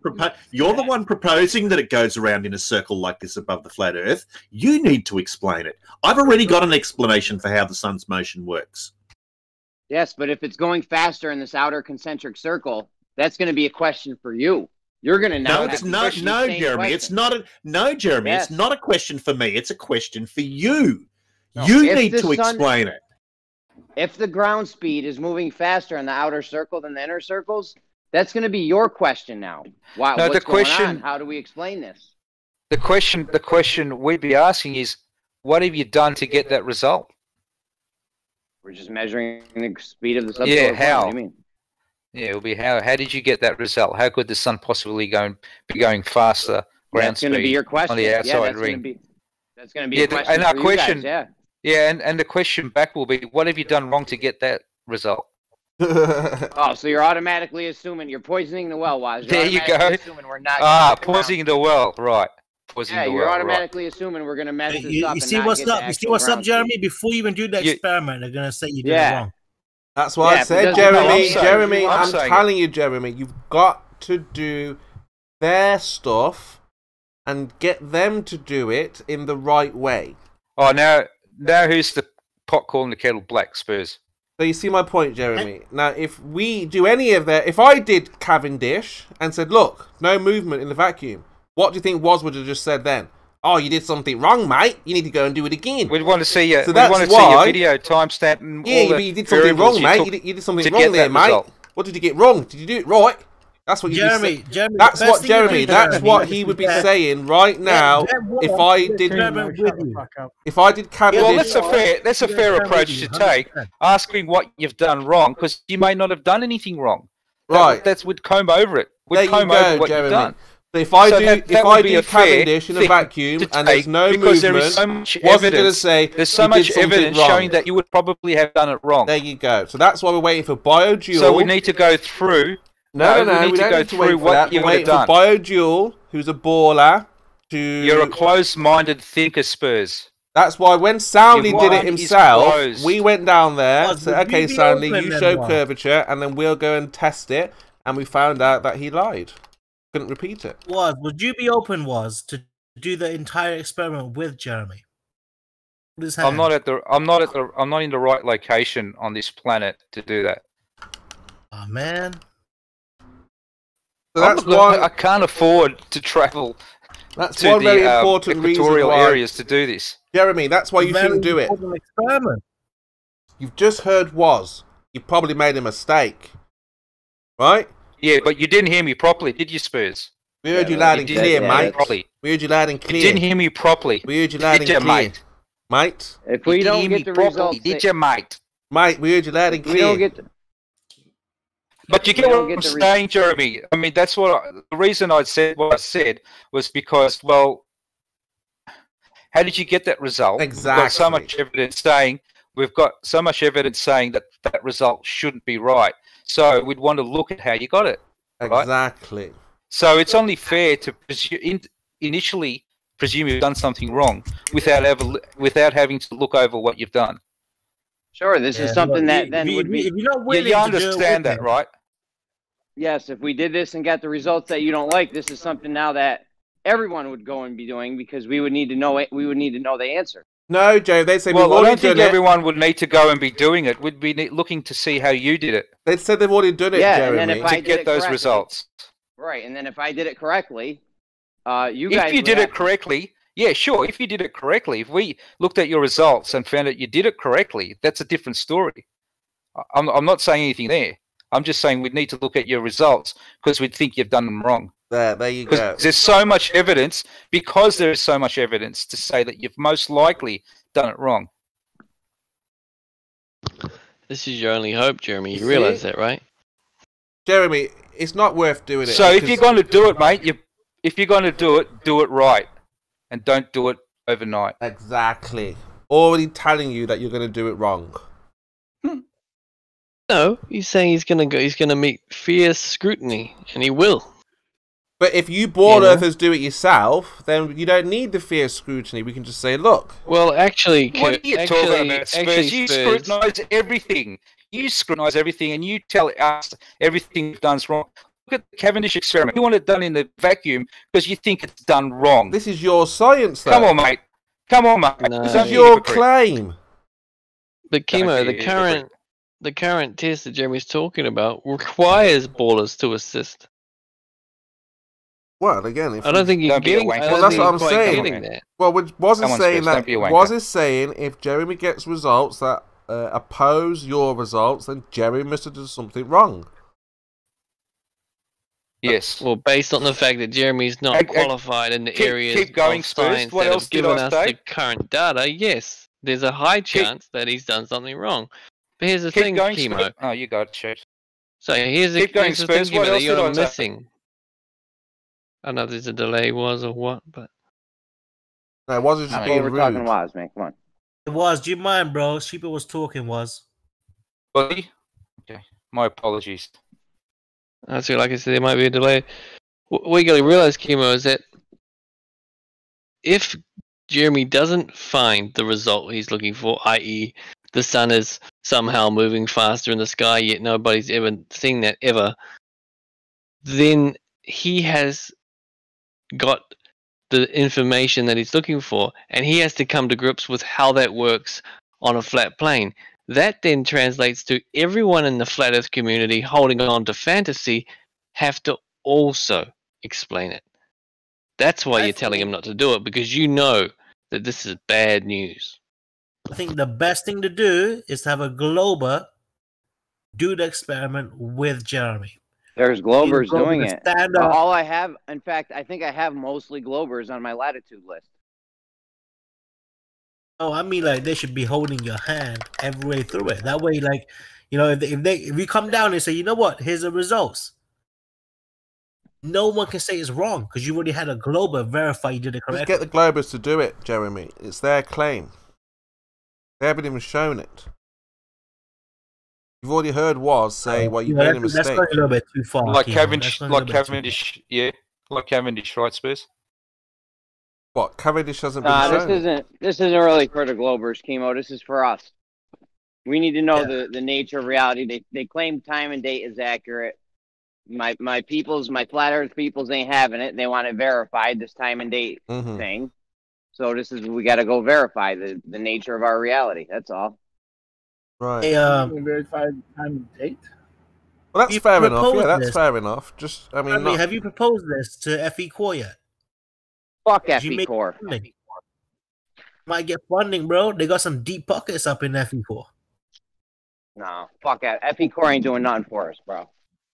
All right. See, go independent. Yeah. So, you know, like I said, Jeremy, this gravity mass attracted mass will help their model explain, you know, what happens in their reality. Because right now they just have mathematical equations, yes? And Kimo, you gotta admit, Kimo, like you're trying to put it down, but you gotta admit it's a pretty good experiment.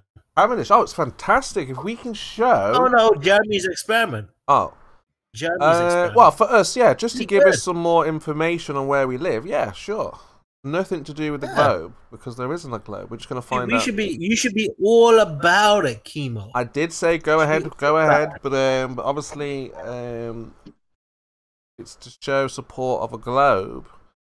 Then that's not obviously evidence of a globe. But you know, if you're very sure you're not on a globe, it's not going to do that, is it? Kimo, if the speeds go from tropic to equator to tropic, slower, faster, slower. Yeah. That's tough to explain on a flat plane. No, there's no cause and effect. Nothing to explain. What's to explain? You just got to guess it. What do you mean explain? We have to explain. What's to explain, Jeremy? I'm telling you, we'd have to explain how the sun's going slower on the outer circle. Jeremy, falsification is independent of... Yeah, but this isn't falsifying anything. This is showing that their numbers are right. If it comes out that it's going slower, faster, slower. Yeah, it doesn't mean anything though, does it? You're just saying that the model tells them this because of how the light works.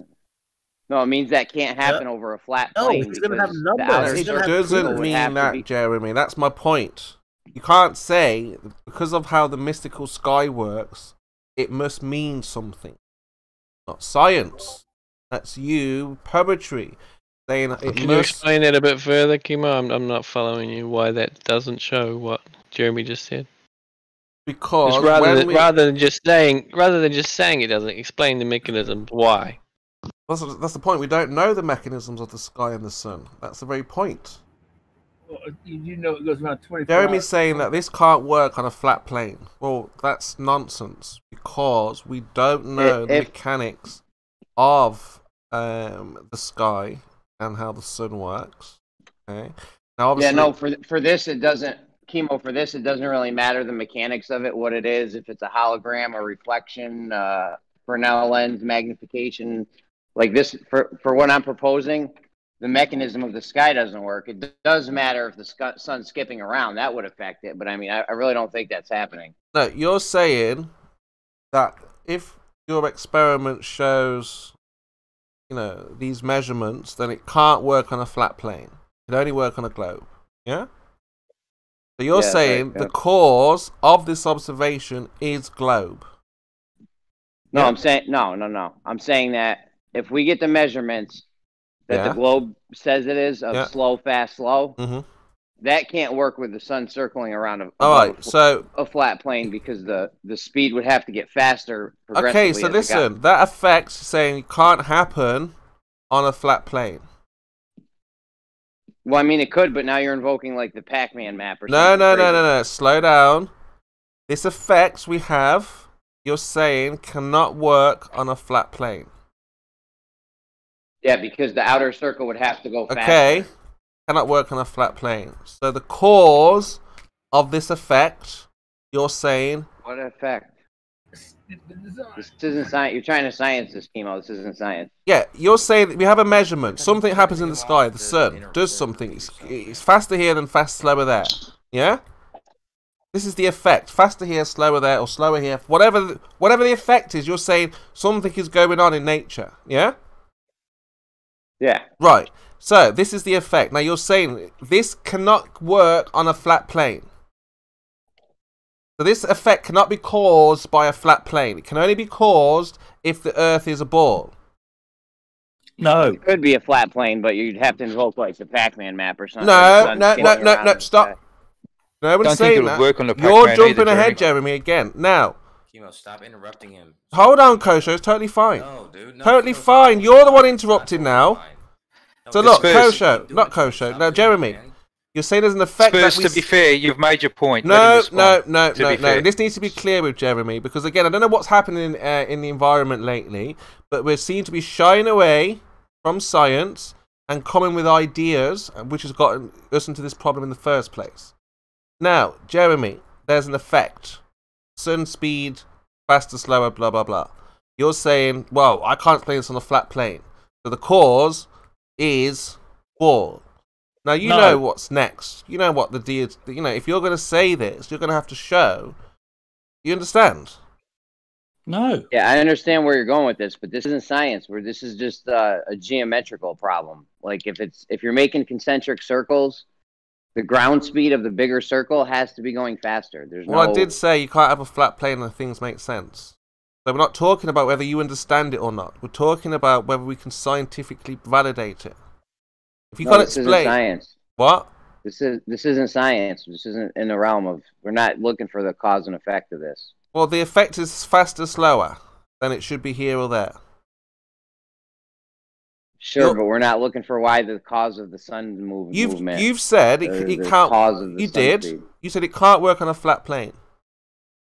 Yes, because the outer circle, the outer concentric circle, the ground speed of that circle has to be going faster on a flat plane. I'm not arguing with that. So this, you're saying this can only work on a flat on a ball.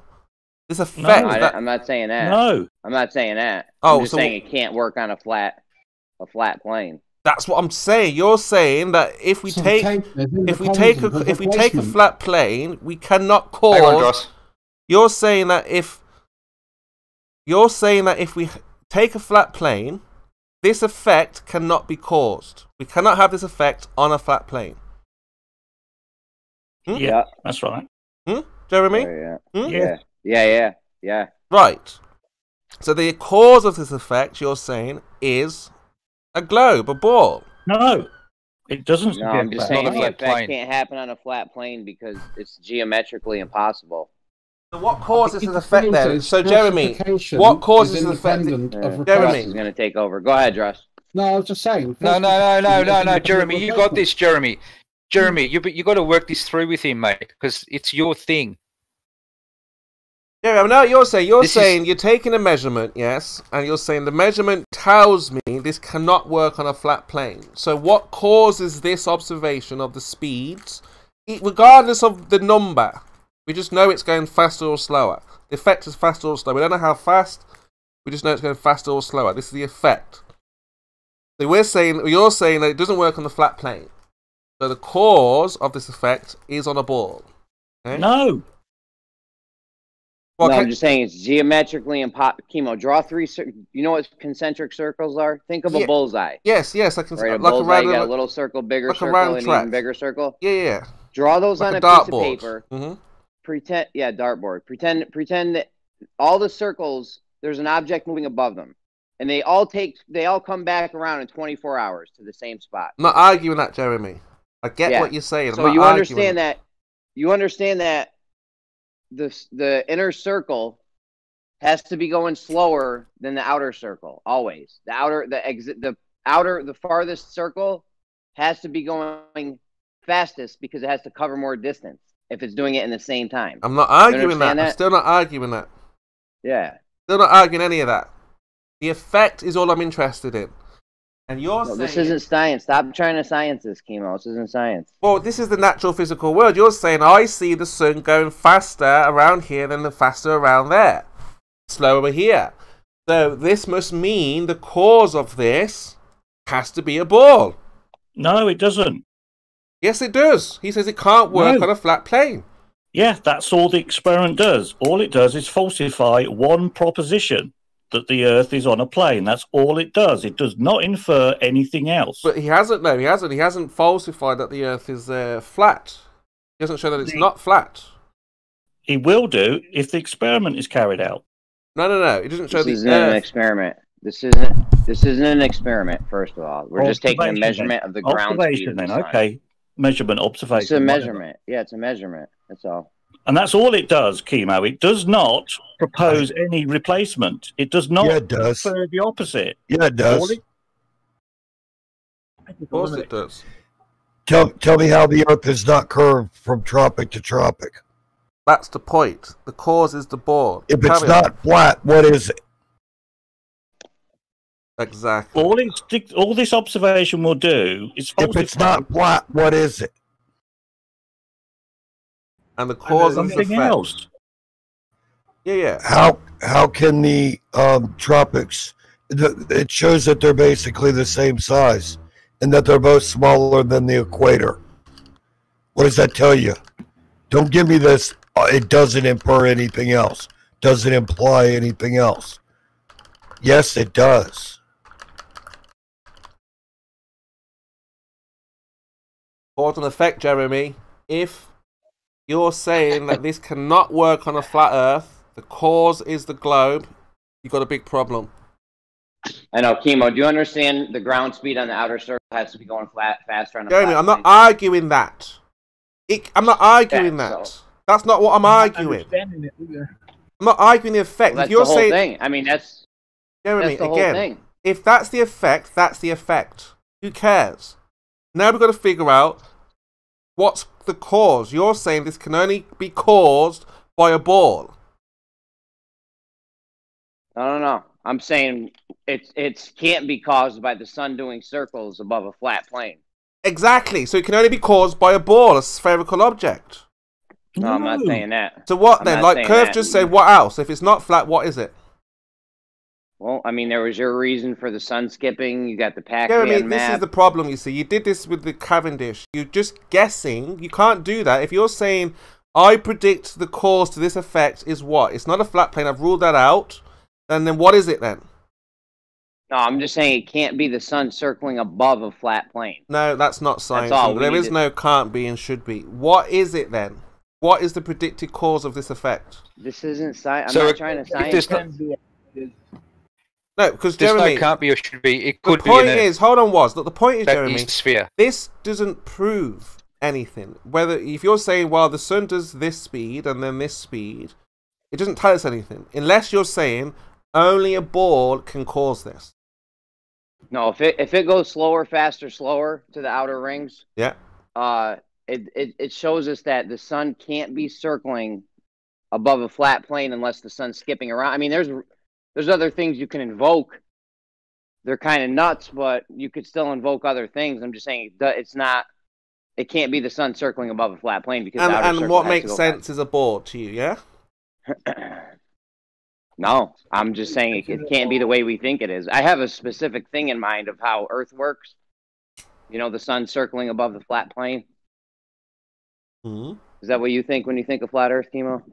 Jeremy, I'm only interested in, we've got an effect. What is causing this? You're saying it can't be a flat plane causing this. It can't be a flat plane with the sun doing circles overhead. We're going to have to think of something else. No, you are going to have to think of something else. What is it? What's causing this? I have no idea. Well, then... This is not... Kimo, you keep trying to science this. This is just a geometric issue. It doesn't... No. Jeremy, if you've got the number, the measurement, you're saying, I've got this observation, faster, slower. I've measured it, it goes faster, slower. We can see that it goes faster, slower. Now you're going to say, well, the cause of this cannot work on a flat Earth. It can only work on a ball. It depends on the results. No. I'm saying that he actually gets. I'm not saying it can only work. I'm not saying it can only work on a ball. I'm saying that it can't work the way we think on a flat plane because you'd have to have the sun skipping around, or there'd have to be something insane going on for this to work on a flat plane. Which I'm up for crazy shit, but I think this is going to help us tell us more about the nature of our reality. That's all. You know, is the sun going faster, slower, faster? Is it going? But don't you see the problem though? Let's see. Don't you see the problem? You're saying this can't work on a flat Earth, but you haven't tested that. How would we you don't know? even know what the numbers are. This could work in our favor. Yeah, but I was saying, how do you... No. Even if it goes in favor of the ball Earthers, like the speeds match up. No, this could go in our favor. But even if it goes in favor of the ball Earthers and the speeds match up, and you're saying that those speeds cannot work on a flat Earth, how does that prove that it's not on a flat Earth? No, I'm saying that without the sun teleporting or skipping around or something, then it can't work on a flat Earth because you have to have the outer circle be faster. There is no has to be faster. I can't believe what I'm hearing. It has to be geometrically. There's no way around it. Well, you can't have flat Earth and have things making sense. I've said this before, and I'm saying it again. Kimo's giving up. How are you supposed to use Kimo just threw up a white flag. No, never. I'm saying Jeremy's. Yes, you did. Jeremy's got a problem here. Oh no! When you resort to that joke, Kimo, you've given up. You are defeated, and you know it. No, Jeremy's got an issue here. I'm trying to explain. We don't even know what the speed is. We don't even know what the speed is. This could work in our favor. Either way, the point is you're saying it cannot work on a flat Earth.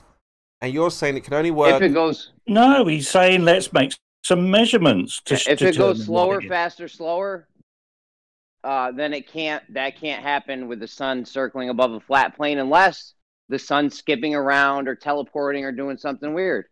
That's all. Well, again... You're gonna have to get real fucking creative if that's what happens, I guess. No, again, you're just going to have to figure out what is... If you're saying... I mean, again, you can't say it cannot work on a flat Earth unless you know the Earth is not flat. So if you're going to say it's curved, you've got, you know, like I say, more issues to figure out. How much curve... You know, all that kind of thing. So, can't say that's not the cause. We just don't understand how it works on a flat Earth, right? Which we've been telling people from day one. We don't know how the sky works, right? Yeah, but for this, it doesn't really matter how the sky works. As long as it's not skipping around. Like I said, if you know, that's in contention now, we'd have to follow the sun for a day or something. I don't know, but... That's the point, isn't it? We don't know how the sky works. We don't know what moves where, when, and how. Do we? We know what moves where because we see that on a daily basis and we've recorded it over the last few hundred years. So I think we can reject that part of the argument. I mean, there's a lot of ships. The equator, the tropics are a busy place. There's a lot of ships, planes around. We would notice. I mean, I'm not saying 100%. I feel like we would have noticed if the sun was, you know, skipping around. I like mean, you noticed the Earth was flat and not a globe. Come on. No, I'm not saying that. I'm just saying we would notice the sun skip if the sun was skipping. That's all. I don't know what you mean by that, but I'm just saying that you can't say whatever's happening cannot work on a flat Earth. With these circles, yeah. Do you understand these the circles? Yes, but circles? I'm still saying it doesn't matter. If we have an effect, you're saying that this cannot work on a flat Earth. And I'm asking you why. Jeremy, because the ground speed of the outer circle has to go faster. You don't know how it works. I know we don't Jeremy, have to know Kimo was saying that a larger circle can be the same size as a smaller circle. No, I'm not saying that. Yeah, yes. I'm saying we don't know how the sky works. This is what he has to resort to, Jeremy. Take notice. The larger circle on the outside. He went into every other flat earther, which is independent, falsification being independent of replacement. He's forcing you to falsify the model to replace it. Jeremy finished his thought. He's responding to Kimo. Yeah. The outer circle has to be going. The ground speed of the outer circle has to be going faster than the inner circle. It's covering more distance, so it has to be going faster. Like, it's not an option. This isn't science. This is just a geometry thing. I think. I don't know what this is, but it's not. It's not science. We're not trying to prove or disprove anything or make a hypothesis. We're just taking measurements of the ground speed and saying, all right, we're doing 3 circles on the ground, and you know, if this is how we think it works, then the outer circle should be going faster. Still wouldn't matter. That's all. It still wouldn't matter, Jeremy. Because the Why cause... not, Kimo? You trying to say, Kimo, you trying to say a bigger circle doesn't have a different length around the... No, I'm saying that we don't know how yes, the you sky... are. Yeah, you're trying to argue. You're trying to argue that bigger circles don't have a longer path length. No, I'm not saying that. I'm saying we don't yes, know you how... are. We don't know how the sky works, so we don't know what's going on. But one thing we do know... This isn't the sky. But one thing we do know, Kimo, is larger circles have a larger circumference. You can't argue against that. Yeah, and but I'm saying that the cause... You're trying to do that. And you're just being absurd trying to do that. The cause of this would be how the sky works, not the Earth, Jeremy.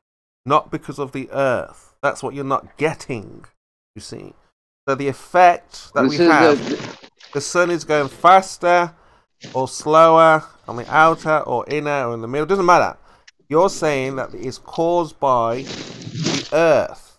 And that's not the cause of this effect. Cause would be something in the sky. Geometry. Nothing to do with geometry. No, everything to do in the sky, Jeremy, causing this effect. It's geometry. You see? I mean, we could do this with a plane, Kimo. We could switch the sun out for a plane. Can I try to explain? No, with the plane you get those results. If you don't like the sun, we could do it with a plane. How would you? Jeremy, let me try to explain it to. No, shut up. Hold on. Shut up, Jeremy's doing what? Let Jeremy work this out. Yeah, do it with the plane, Jeremy. Yeah, that's better. That's better, actually. You can do that with the plane. If we switch the sun for a plane. Yeah. That's better, because now you've got the physical plane. Yeah, try it with a plane.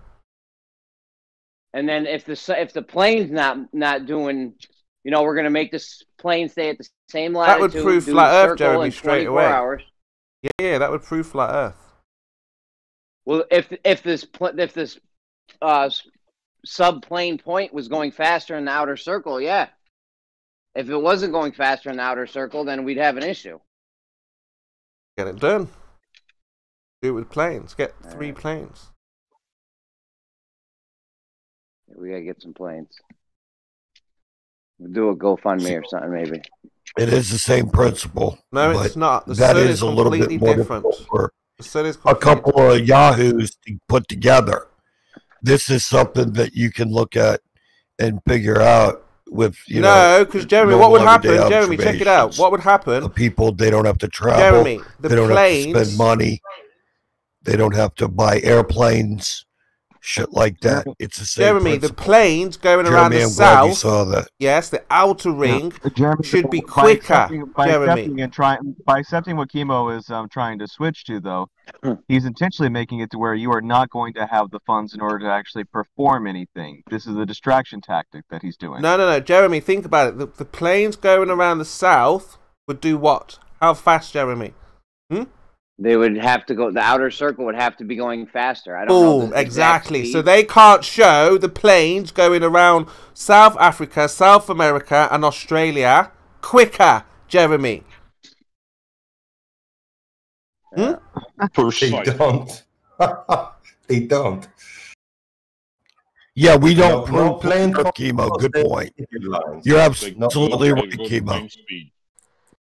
I love how Kimo just dug his grave. That was excellent. Well, let's show it then. Let's see it. Kimo shitting himself. Let's see you go Kimo, around the outer edge. What you do not realize is you just took the position of the globe. I hope you realize that. That's what we're going to try and find out. Let's get it done. I'm telling you, you just stated outright that the planes match a globe prediction, and now you're gonna see, and now we're gonna have to test it after you've already shown that it's that. After you've already claimed it to be in alignment with the globe. I just want you to realize that that's what you did. That's what we're trying to figure out, bro. Yes. That's the whole point. You need to stop smoking because you're losing your shit, dude. That's the very point of doing this experiment, is to show that this is what happens. Not just talking about it. This is right. Jeremy, find some people with airplanes now. Okay? So, Jeremy, you can either do it with the planes, with the sun. It's going to be a little bit iffy because you don't know where the sun goes. But with a plane, you're a cult leader, Jeremy. With an airplane, Jeremy. You can only do it with the church-approved methods, Jeremy. With an airplane. How are we gonna get airplanes and shit? Yeah. How are we gonna get an Can we even fly an airplane for this long of a distance without having to land? Don't know. No, you can't. Talking to Kimo, it's like when you have a question about something in the Bible and you go to your pastor, and he basically says, "Well, what we do know is the Bible is true." So, we just have to figure out how this happened or whatever based on that. But we start with the Bible is true. That's Kimo. Starting with the earth is flat. So we know that. Therefore, there must be some explanation for this. Well, Jeremy, it's a good idea. Very religious of you, Kimo. Let's Proud of go you. with the aircraft and fly around the outer edge. And the inner circle, the outer circle, the inner circle. Yeah, go ahead and name a bunch of other impractical shit. It's never going to happen. Yeah, I don't think that'll ever happen. I can't get airplane money. You know how much that would cost? I don't even think that's possible to get a plane to fly that. What about nuclear-powered hot air balloons, Jeremy? No, but you could just chart out city to city, for example. No, Santiago, Melbourne, Cape Town, Santiago. Definitely not. Why not? That's not even plausible. That's not even feasible. You can fly Santiago to Melbourne. That this whole exercise has actually just been showing Jeremy that no matter what he comes up with, Kimo will try to gatekeep and deflect from it because Kimo cannot allow Jeremy to do something that would disprove the model. he has to treat him differently than every other flat earther because of it now. No, we're trying to work with you guys. Jeremy's come up with an idea. It sounds promising. We've got to make sure that we cover all. Now we cross the I's and X the T's. You know, Kimo, right? You're working against it. Working with him. We're going to make sure that we know what the sun is, and with the plane, it's a lot better because we know we can track it then. See? Kimo, are you working with Jeremy? No, I'm working with Gems here. Gems. You're not though. You're doing your best to discourage him from going through with it. You're not working with him at all. You're working against him. Because what we're looking for... Kimo's right, because the sun is... you see all the kickback we're getting with the sun. I feel like if it was a plane, there wouldn't be any question. You're going to argue all day with flat earthers about the sun, Jeremy. Jeremy, do you think they can't track the sun through its passage through the day? Losing focus here. Losing focus. It's not about the sun. It's about the point on the ground. And the speed at which that point on the ground moves across the surface of the earth. Yeah, Jeremy, I need to say something real quick. Yeah, but it's going to be a lot better with an aeroplane. Hold on, Kimo. I know you're interrupting everybody else, but don't interrupt me.